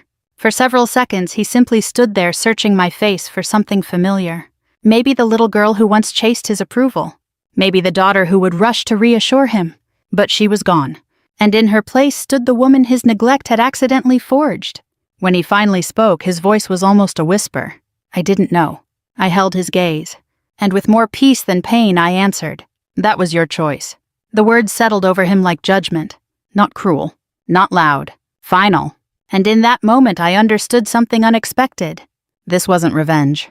Revenge would have required anger. This was freedom. Because standing there in that chapel with 300 witnesses and my father's certainty in ruins, I realized I no longer needed anything from him. Not apology. Not pride. Not recognition. Nothing. And somehow losing that need felt like finally setting down a burden I had carried since childhood. But I didn't yet know the hardest part was still coming. Because 20 minutes later, my father would find me alone in the chapel's side parlor and say the words I had waited my whole life to hear. The chapel slowly emptied into the warm Charleston evening. Guests drifted toward the reception hall in hushed clusters, their voices carrying that strange mixture of excitement and restraint people use when they know they've witnessed something unforgettable, but haven't yet decided how to talk about it. Through the open doors, I could hear faint music beginning across the courtyard.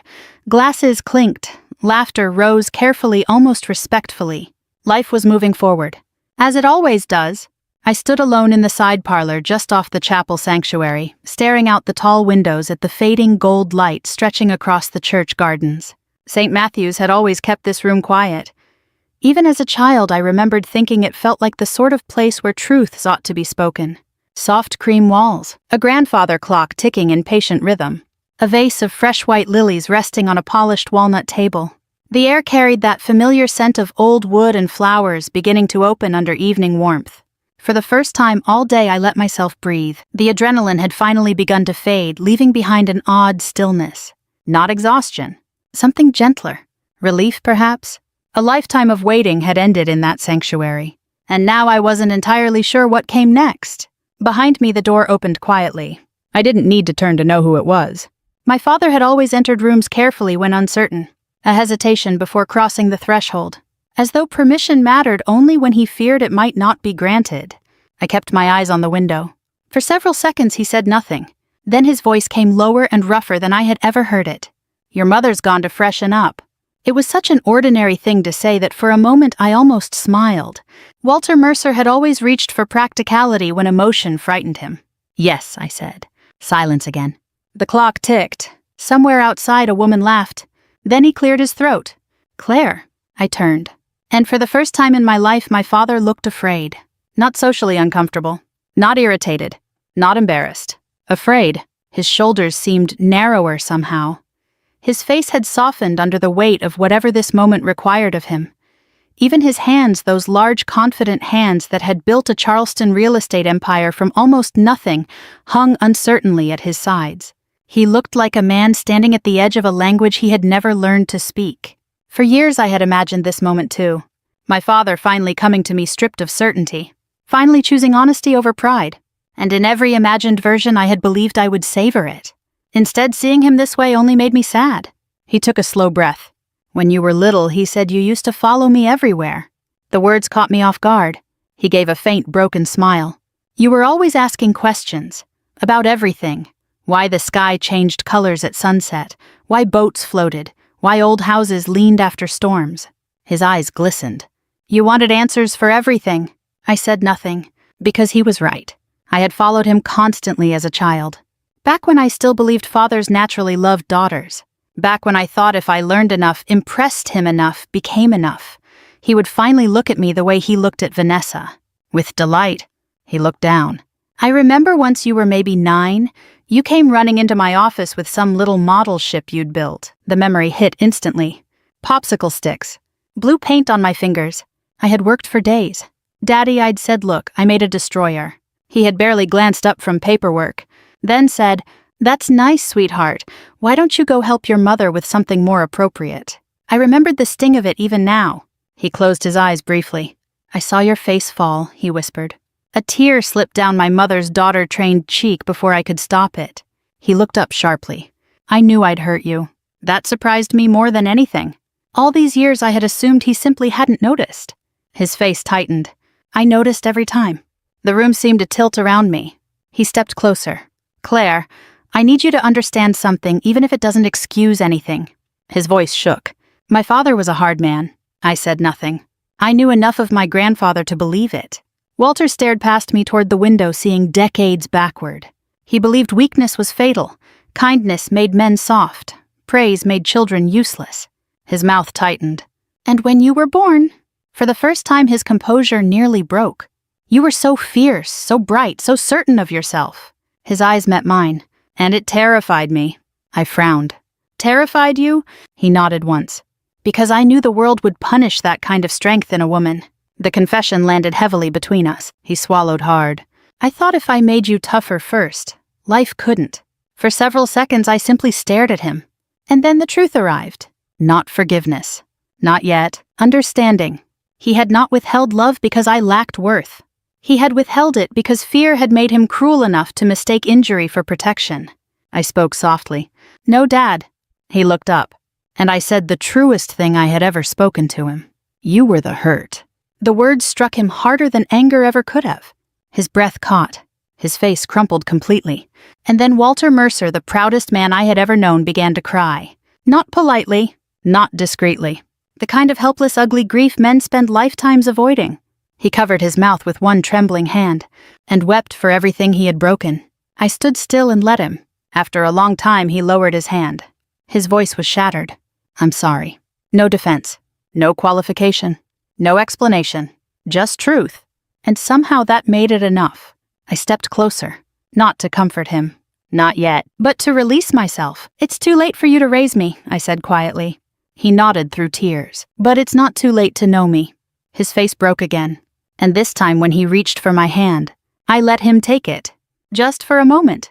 Long enough for both of us to understand that forgiveness is not forgetting. It is simply choosing not to carry yesterday into tomorrow.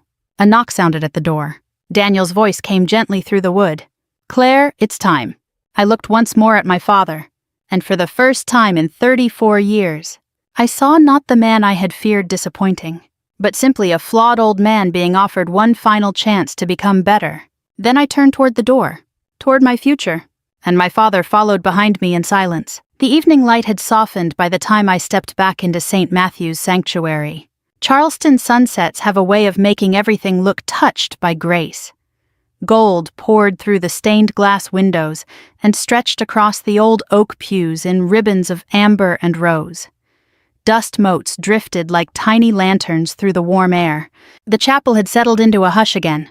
The earlier shock had passed.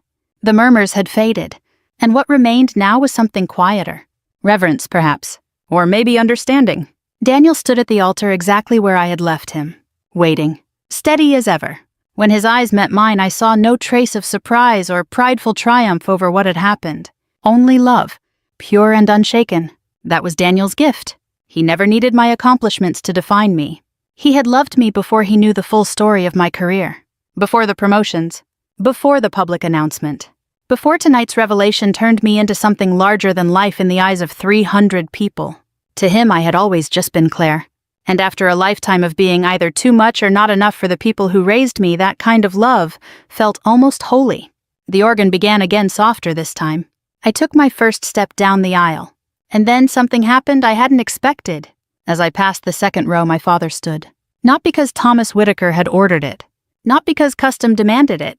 He simply rose on his own. Slowly. Deliberately.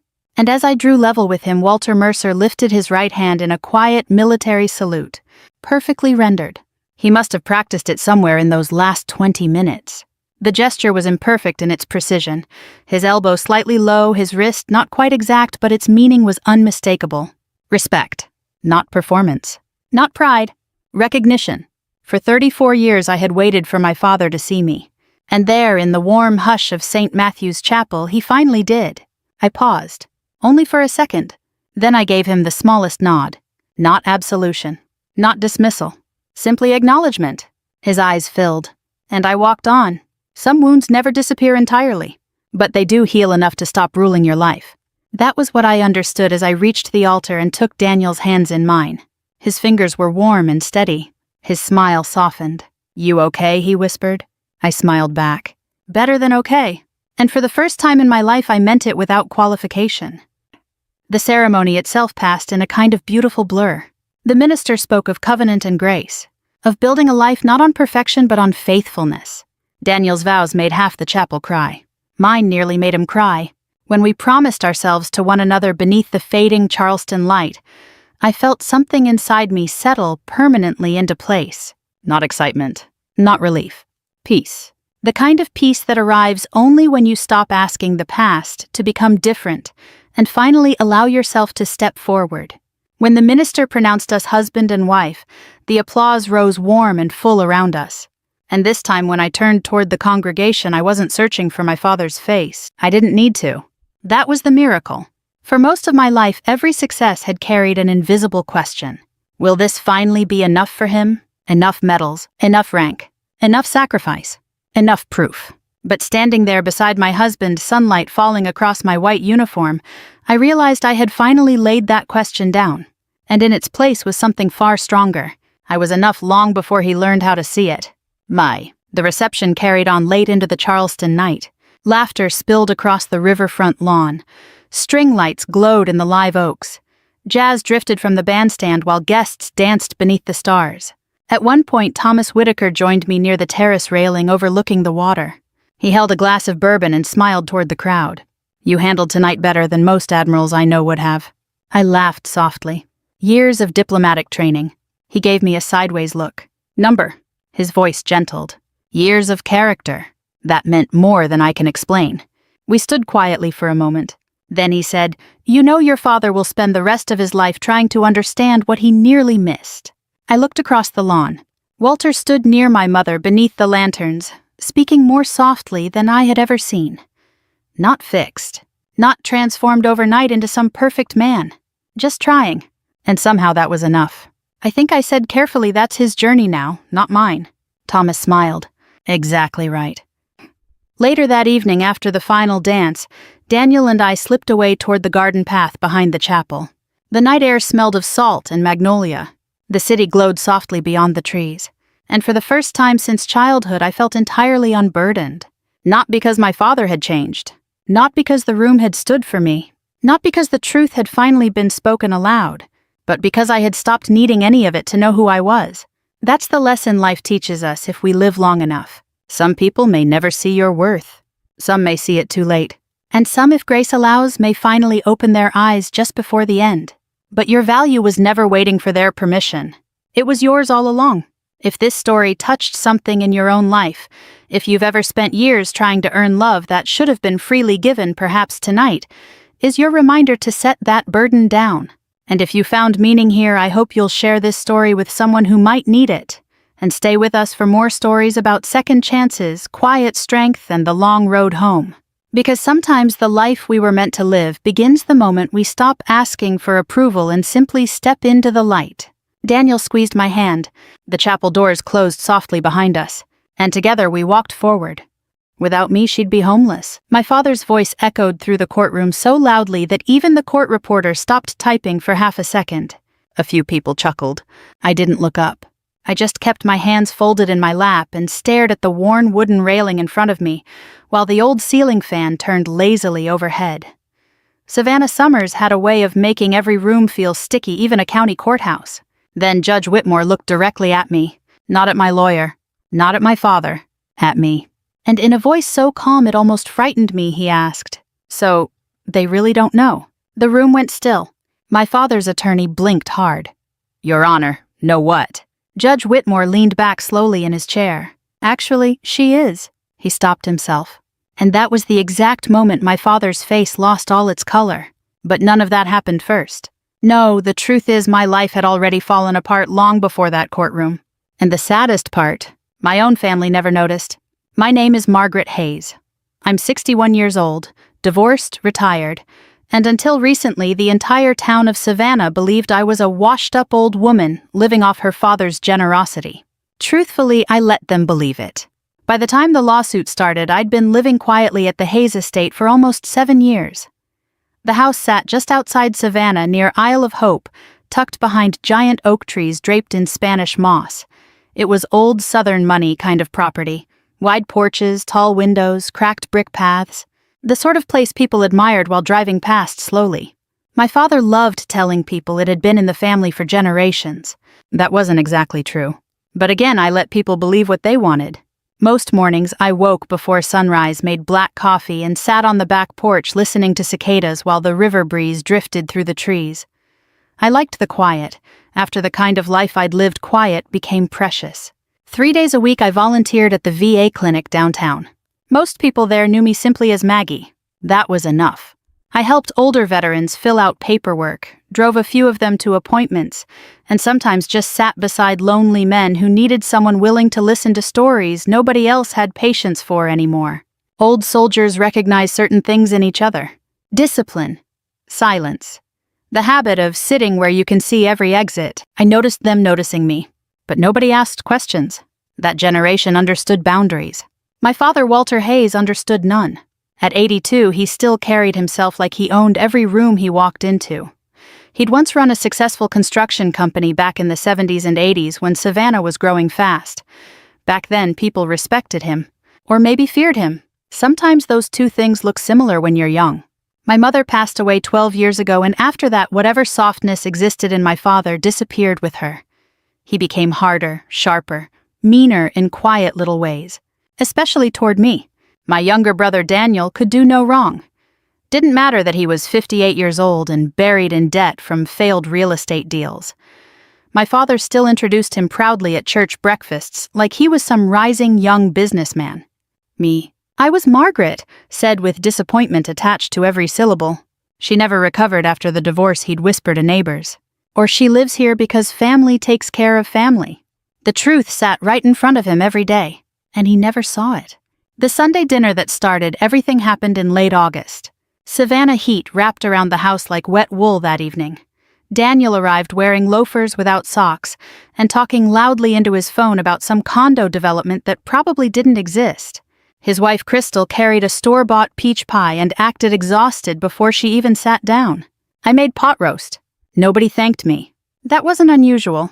Halfway through dinner, my father dabbed his mouth with a napkin and casually announced, "I've decided to sell the property." I looked up slowly. Daniel froze mid-bite. "The taxes are getting ridiculous," my father continued. "And frankly, this place is too much house now." He glanced directly at me. "So you'll need to make arrangements, Margaret." Crystal avoided eye contact. Daniel suddenly became fascinated with his iced tea. I set my fork down carefully. "You can't sell it." The room went silent. My father laughed once. "Excuse me. You can't sell the estate." His eyes narrowed immediately. I'd seen that look my entire life. It always appeared right before he decided someone needed humiliating. "I think I know what I own." I held his stare calmly. "No, you don't." Daniel finally jumped in nervously. "Come on, Maggie, don't start this tonight." But my father was already angry now. "You've lived under my roof for 7 years, he snapped. "Without me, you'd be living in some government apartment." I almost smiled at that. Government apartment. If only he knew. Instead, I stood quietly and gathered plates from the table. "You should talk to a lawyer before trying to sell it," I said softly. That only made him angrier. The next week, he did exactly that. Within 10 days, I was officially served with eviction papers. Daniel called afterward, pretending to sound sympathetic.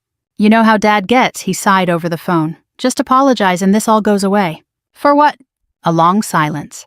"Then you always have to make things difficult." I nearly laughed. At my age, you start recognizing patterns clearly. Families create roles for each person, and once they do, they cling to those roles even when reality changes. Daniel was the golden son. I was the disappointment. Nothing, not success, sacrifice, or truth, was allowed to interrupt that story. The lawsuit spread through Savannah faster than summer thunderstorms. At the diner near Waters Avenue, people whispered when I walked in. Poor Margaret. Living off her father. Probably mentally unstable after the divorce. I heard it all, and I let them talk. Because after 30 years in military intelligence, I'd learned something important. People reveal themselves fully when they think you're powerless. 2 weeks before the first hearing, I stopped by the courthouse to file paperwork with my attorney, Patricia Hale.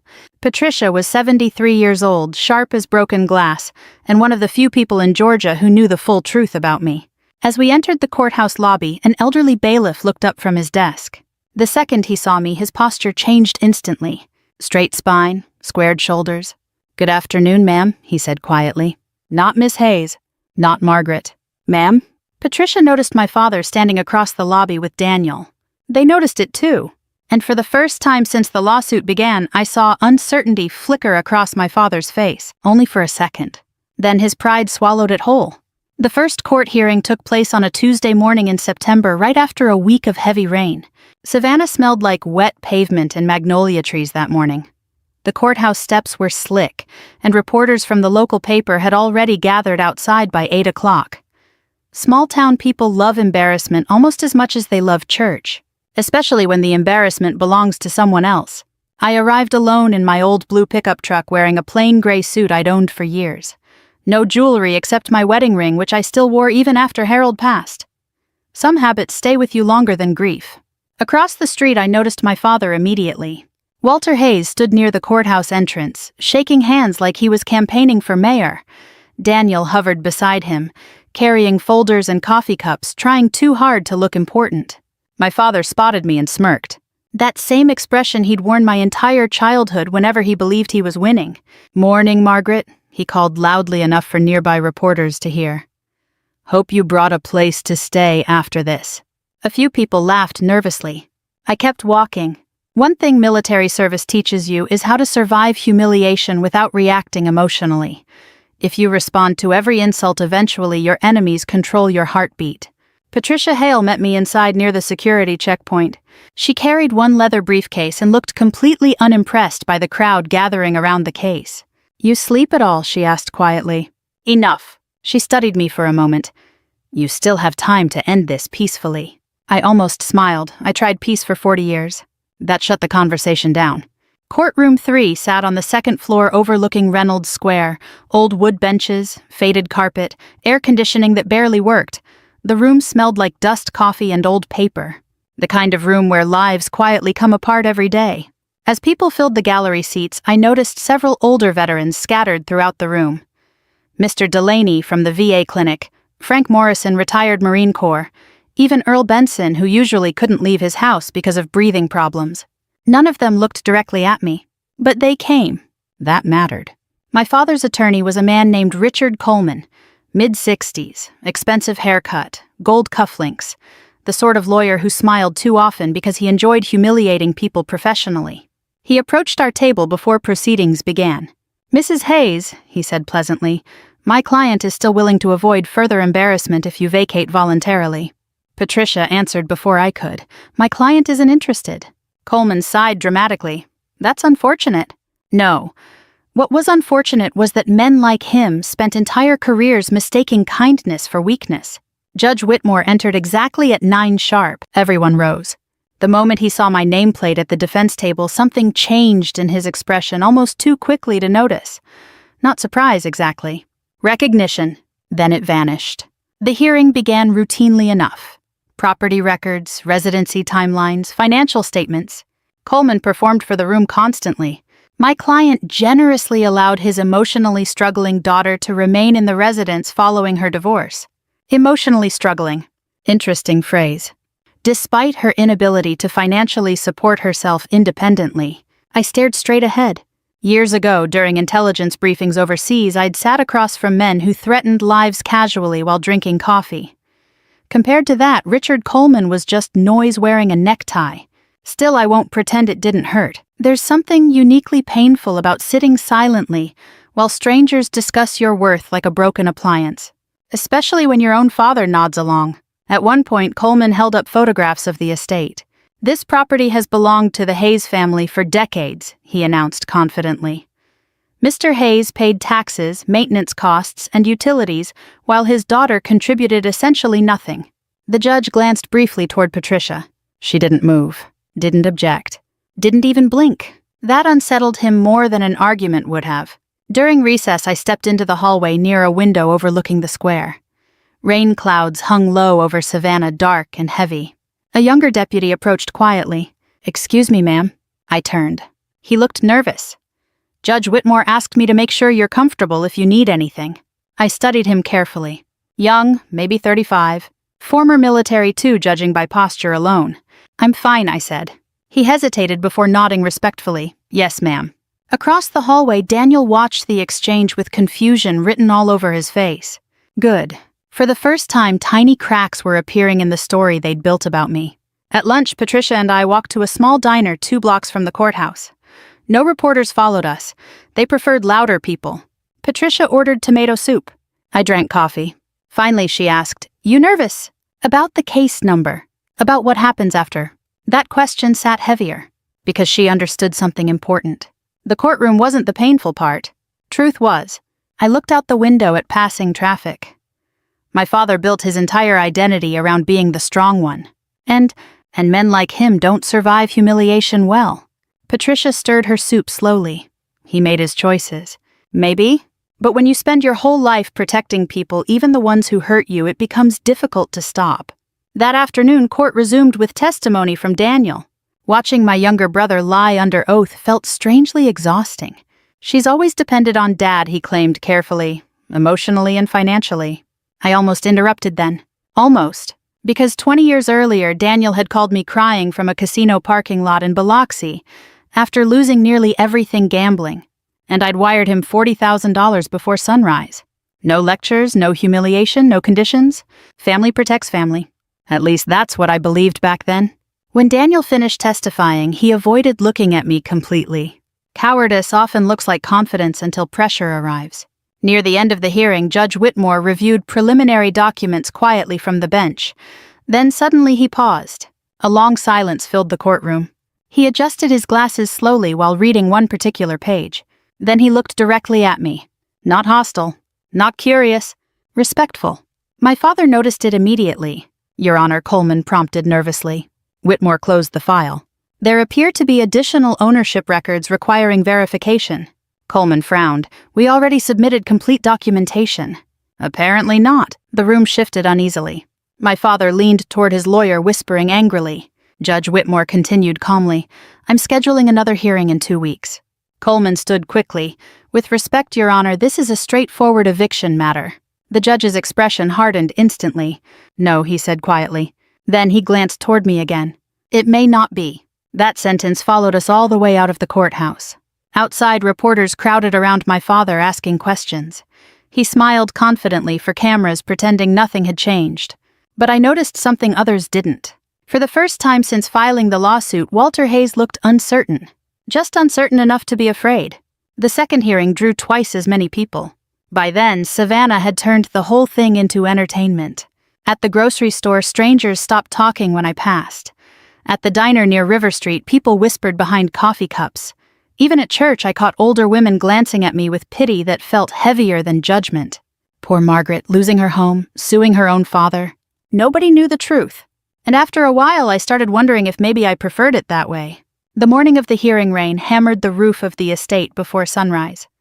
I stood on the back porch with a cup of black coffee watching water collect along the brick paths. The oak trees swayed slowly in the wind. That house had survived hurricanes, floods, and 3 generations of bitterness. Funny thing was, the house itself had never really belonged to the Hayes family at all. At 8:30, Patricia arrived to pick me up. "You ready?" she asked gently. "No," I admitted. She nodded once. "Good. Means you're still human." The courthouse looked different that morning. Crowded. Tense. 2 local news vans sat outside near the entrance, and reporters clustered beneath umbrellas waiting for my father to arrive. Walter loved attention. Even now, at 82 years old, he still straightened his shoulders whenever cameras appeared. Daniel stepped out behind him wearing an expensive suit he probably couldn't afford. My father spotted me across the street and smiled coldly. That smile disappeared exactly 43 minutes later. Courtroom 3 filled early. Retired neighbors, curious strangers, veterans from the VA clinic. Even a few local attorneys came just to watch. Patricia organized paperwork calmly beside me. "You don't have to say more than necessary," she reminded me. "I know. Once this starts, there's no putting it back." That part sat heavily in my chest. Because despite everything my father had done, some part of me still wanted to protect him from humiliation. which says more about me than him. Judge Whitmore entered right at 9. The room rose. He looked unusually serious that morning. Richard Coleman began aggressively trying to regain control before Patricia could speak. "Your Honor, this case has already wasted enough taxpayer time," he announced loudly. "The facts remain simple. Mr. Walter Hayes owns the property. His daughter resides there without legal standing." The judge said nothing. Coleman continued confidently. "We've provided tax records, maintenance receipts, utility bills." "Submitted by whom?" Patricia interrupted calmly. Coleman frowned. "By the property owner." Patricia slid a folder across the table. "That assumption appears to be incorrect." The courtroom shifted quietly. My father crossed his arms immediately. "What nonsense is this?" Patricia stood.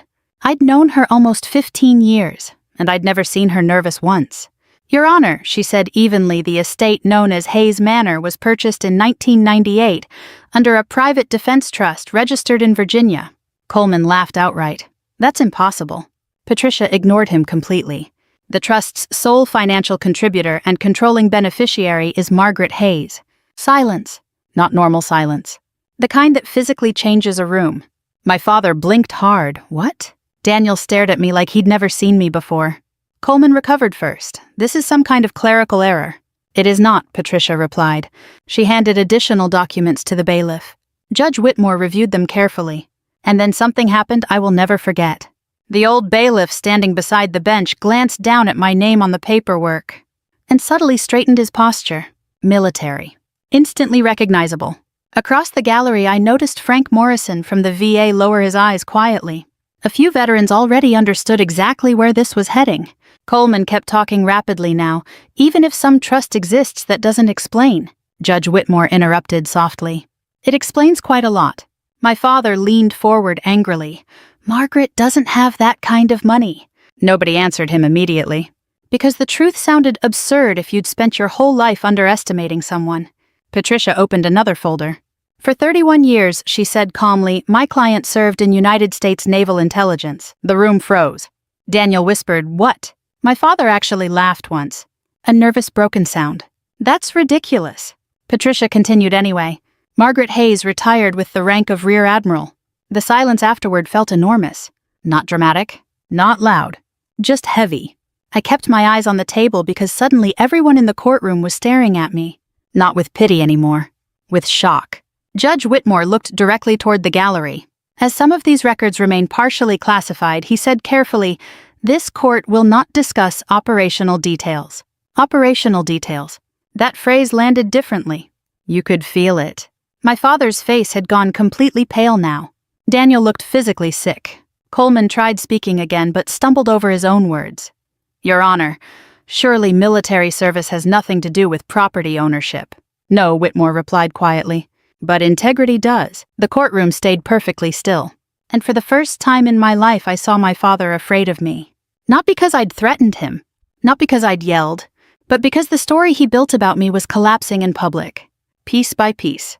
Patricia continued presenting financial records.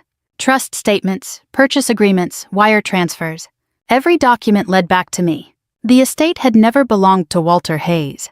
Not legally. Not financially. Not once. 26 years earlier, after my second overseas deployment, I purchased the property through a protected trust because my father's construction company was collapsing under debt. He never knew. I made sure of that. At the time, preserving his pride seemed kinder than exposing his failure. So I let him pretend. For decades, my father shook his head slowly. No, this can't be right."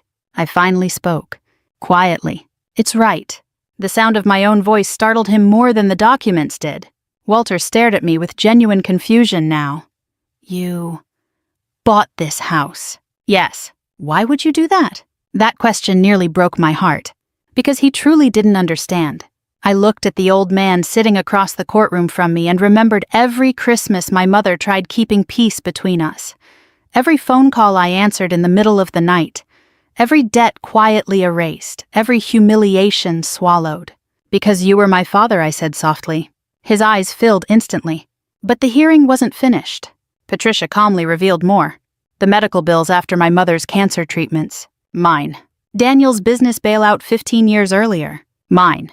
The back taxes that saved the estate from seizure during the recession. Mine. Every time disaster struck, the Hayes family invisible hands had protected them. My hands. And still somehow I became the disappointment. The room no longer looked at my father with admiration, only discomfort. Maybe shame. Judge Whitmore finally removed his glasses and rubbed his eyes tiredly. Then he looked directly at Walter.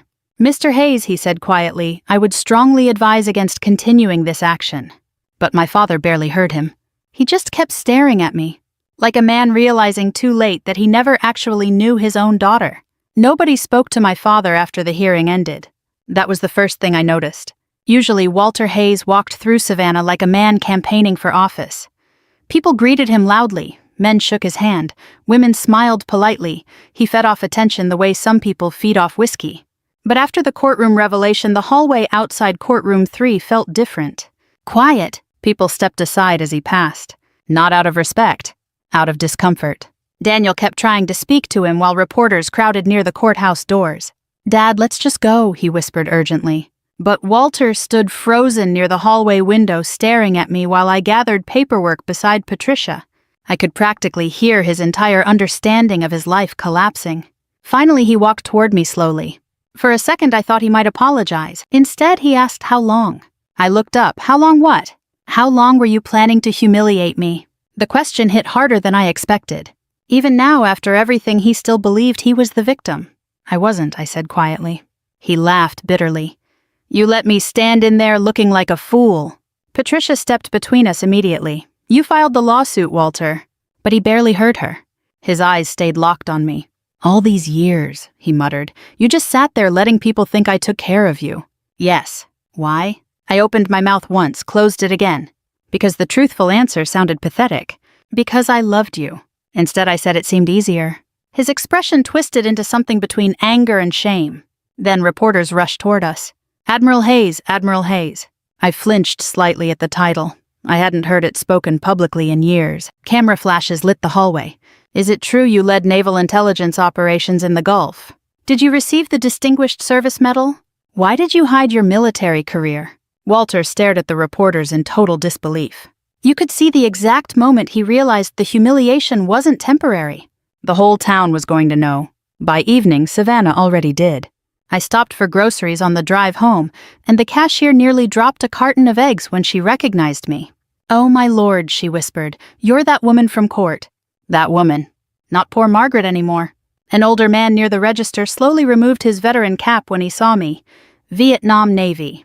"Ma'am," he said softly. I nodded politely. "At ease, sailor." He laughed so hard he nearly cried. But not everyone reacted kindly. Daniel arrived at the estate around 7 that evening, already furious. I heard his Mercedes tearing up the gravel driveway before he even knocked. "You embarrassed Dad in front of the entire city." I stayed seated on the porch swing. He embarrassed himself. "That's not fair and you know it."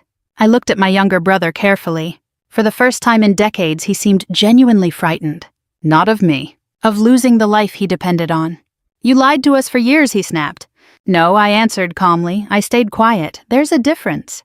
Daniel paced across the porch angrily. "You made Dad look weak." That sentence explained everything. Not cruel, not unfair. Weak. Because in my family, weakness was the unforgivable sin. I took a slow breath. "Did you ever once ask where your business bailout came from?" His face changed instantly. There it was. The memory. 15 years earlier, Biloxi, 3 a.m. "You said it was an anonymous investor," he whispered. "It was?" "Oh my God. You were about to lose everything." He sat down heavily in the porch chair. For several minutes, neither of us spoke while cicadas buzzed loudly in the humid dark. Finally, Daniel asked the question I'd secretly waited years to hear. "Why didn't you tell us?" I looked out toward the oak trees. "Because once people know what you are," I said softly, "they stop seeing who you are." That wasn't entirely true. The deeper truth was uglier. I was tired. After decades in military intelligence, after burying friends, after failed marriages and classified funerals, and years spent carrying responsibilities nobody could discuss openly, I didn't want to be Rear Admiral Margaret Hayes anymore. I just wanted to be someone's daughter. Unfortunately, my family only respected power they could see publicly. The next morning, reporters camped outside the estate gates. By afternoon, old photographs surfaced online. Me in uniform beside Navy officials, me standing near aircraft carriers, me receiving medals at ceremonies I barely remembered. The town lost its mind. At the VA clinic, veterans who'd barely spoken to me before now stood awkwardly whenever I entered the room. I hated that. Respect based on rank always felt emptier than respect earned quietly. That afternoon, Patricia called. "You need to see this." She emailed me financial documents from Daniel's real estate company. I stared at the numbers silently. Massive debt, hidden loans, second mortgages. He was drowning. Again. A few hours later, Walter appeared at the estate unexpectedly. Alone. No reporters. No anger. Just exhaustion. I found him sitting in the backyard near the garden my mother planted 30 years ago. For a long time, neither of us spoke. Then he asked quietly, "Was any of it real?" I frowned slightly. "What? You needing us?" The sadness in his voice caught me off guard, because suddenly he didn't sound like the powerful father from the courtroom anymore. Just an old man terrified his life had been built on illusion. "I did need you," I answered honestly. "When?" "All the time." That seemed to hurt him more than anything else. Walter rubbed his hands together slowly. "I thought, after your divorce? After you came back home?" "I came back because I was tired," I interrupted gently, not broken. He stared down at the garden. "I don't understand why you'd protect us after everything." I almost told him the truth then. That soldiers get trained to protect people even when those people don't deserve it. But instead I said Mom would have wanted me to. His eyes filled immediately. For the first time in my life, my father looked old. Not commanding, not intimidating. Just old. And deeply ashamed. But pride doesn't die quickly in men like Walter Hayes. Before leaving, he paused near the porch. "You could have ruined me years ago." "I know. Why didn't you?" "Because revenge sounds satisfying when you're hurt. Until you finally get the chance. Then all you see standing in front of you is family."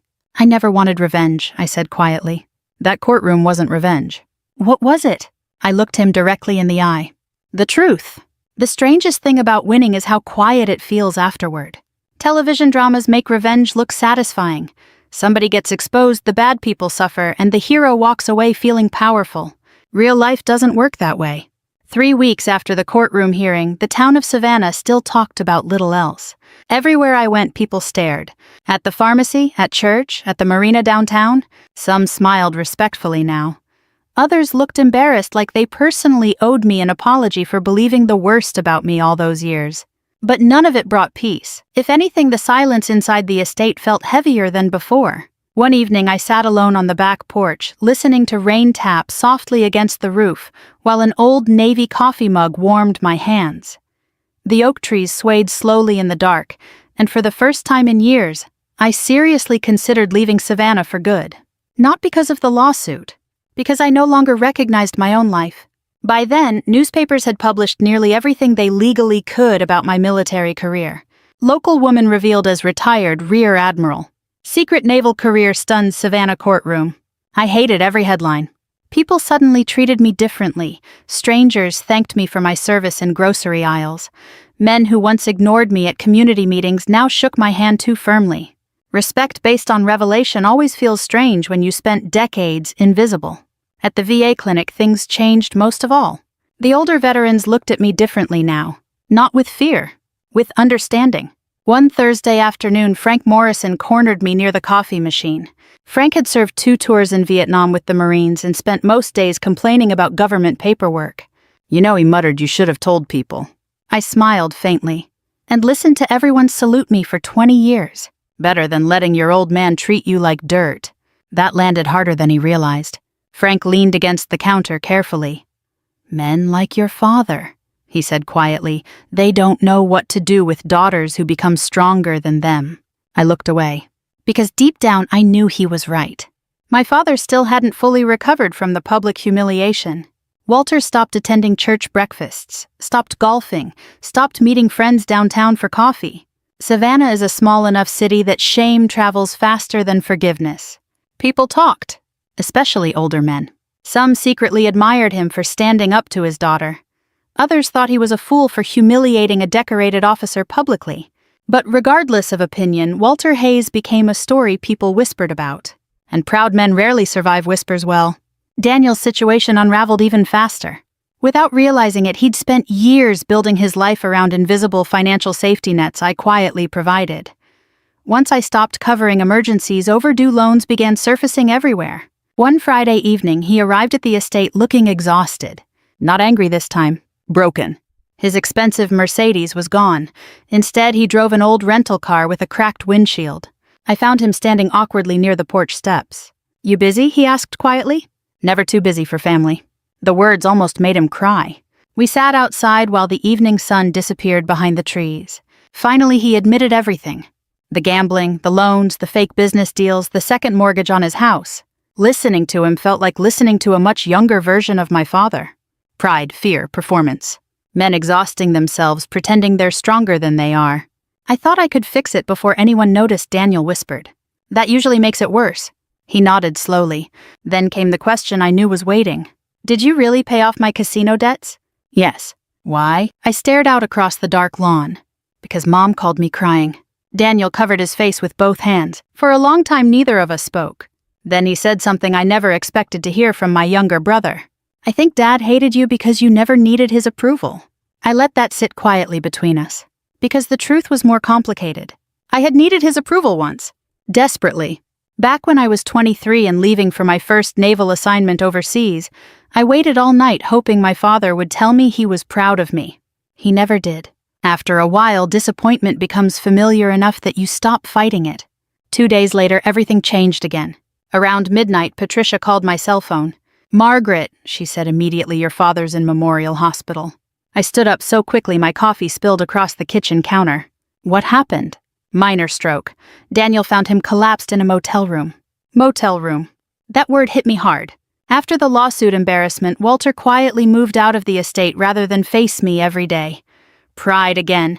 He rented a small room near Highway 80 instead. At 82 years old. Alone. I drove to the hospital through pouring rain. Daniel sat outside the emergency wing looking completely shattered. "He kept saying he didn't want charity," he whispered when he saw me. My chest tightened painfully. Because even now, after everything my father still believed, accepting love made him weak. The hospital room smelled like antiseptic and stale air conditioning. Walter looked smaller somehow lying in that bed. Older. Fragile. For a moment I didn't see the angry man from the courtroom. I saw my father teaching me how to ride a bicycle when I was 6. Time is cruel that way. Walter opened his eyes slowly when I entered. And to my surprise, tears formed immediately. "I'm sorry," he whispered. Just that. No excuses, no speeches, no pride. I sat beside the bed quietly. "You don't have to talk right now." "Yes, I do." His voice cracked badly.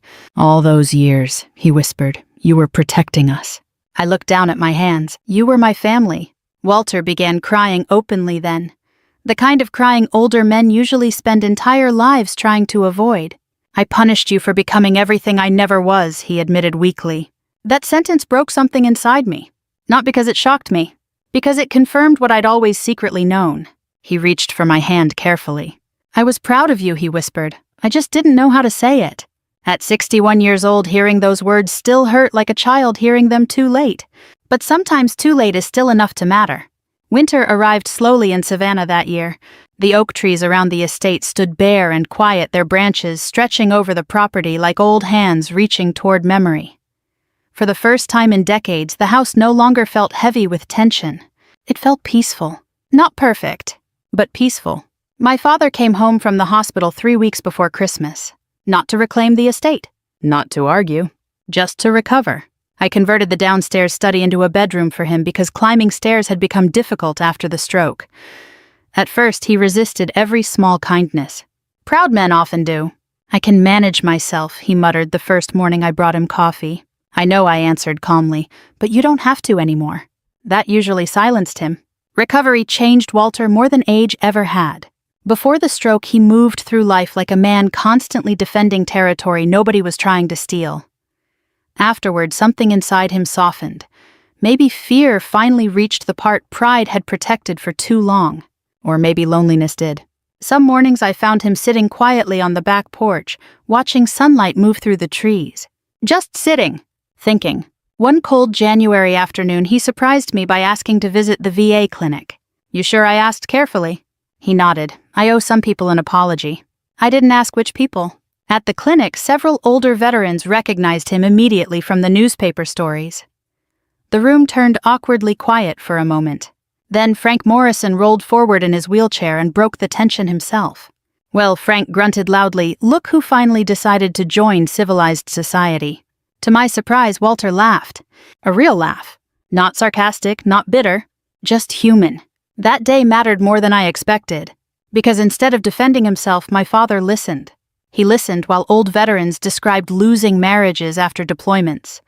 He listened while widows explained loneliness after retirement. He listened while men his age admitted how difficult it was to apologize after spending entire lifetimes pretending strength meant silence. For once in his life, Walter Hayes stopped talking long enough to learn something. Meanwhile, Daniel slowly rebuilt his own life from the ground up.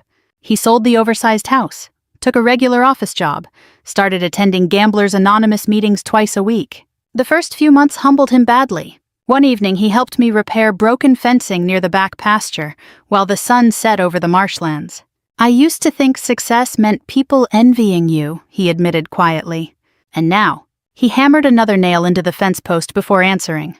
"Now I think peace is probably worth more." That sounded like growth. Real growth usually arrives painfully. By spring, the estate itself had begun changing too. For years, the property existed mainly as a symbol wealth family pride status. I didn't want that anymore. So with Patricia's help, I established the Hayes Veterans Retreat, a nonprofit program offering temporary housing and support for older veterans, widows, and seniors facing financial hardship. Not luxury, just dignity. Simple rooms, warm meals, quiet safety. The first residents arrived in March.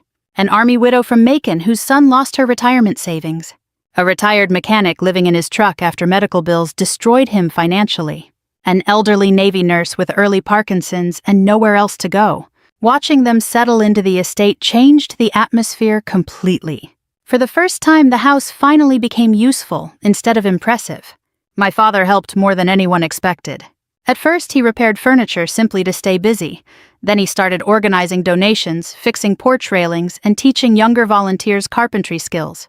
One afternoon, I caught him showing an old Marine how to plant tomatoes in my mother's garden. Both men argued the entire time. It was the happiest I'd seen him in years. The official opening ceremony happened on Veterans Day. Nothing fancy. A few folding chairs under the oak trees, coffee, homemade pies, neighbors, veterans, families. Judge Whitmore attended quietly without any public attention. Patricia came too, wearing her usual expression of permanent irritation. Even several reporters showed up. But this time nobody came looking for scandal. Only stories.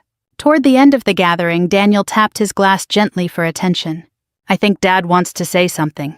Walter immediately looked irritated. "I told you not to do that." A few people laughed softly. But then my father stood slowly from his chair, leaning slightly on a cane now. The crowd grew quiet. Walter looked at me for a long moment before speaking. "My daughter spent most of her life protecting people," he said carefully, "including people who didn't deserve it." I felt my chest tighten immediately. He cleared his throat. "For years I introduced Margaret as someone who needed help." He paused. "The truth is, she's the strongest person I've ever known." Nobody spoke. Even the wind seemed quieter somehow. Walter looked embarrassed by his own honesty, which made it even more meaningful. Then he added softly, "And I wasted too many years being too proud to admit it." I walked over and hugged him before he could say anything else. He held on tightly.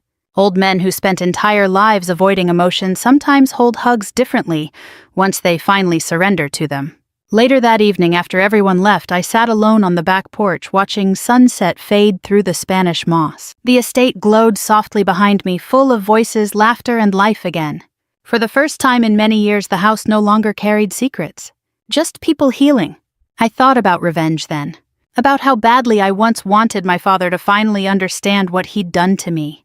And strangely enough, when that moment finally came, it didn't feel like victory. Not really. Victory would have been having a father who loved openly from the beginning. But life rarely gives us perfect endings. Sometimes it only gives us honest ones. If there's anything this story taught me, it's that the quiet people in life are often carrying the heaviest burdens.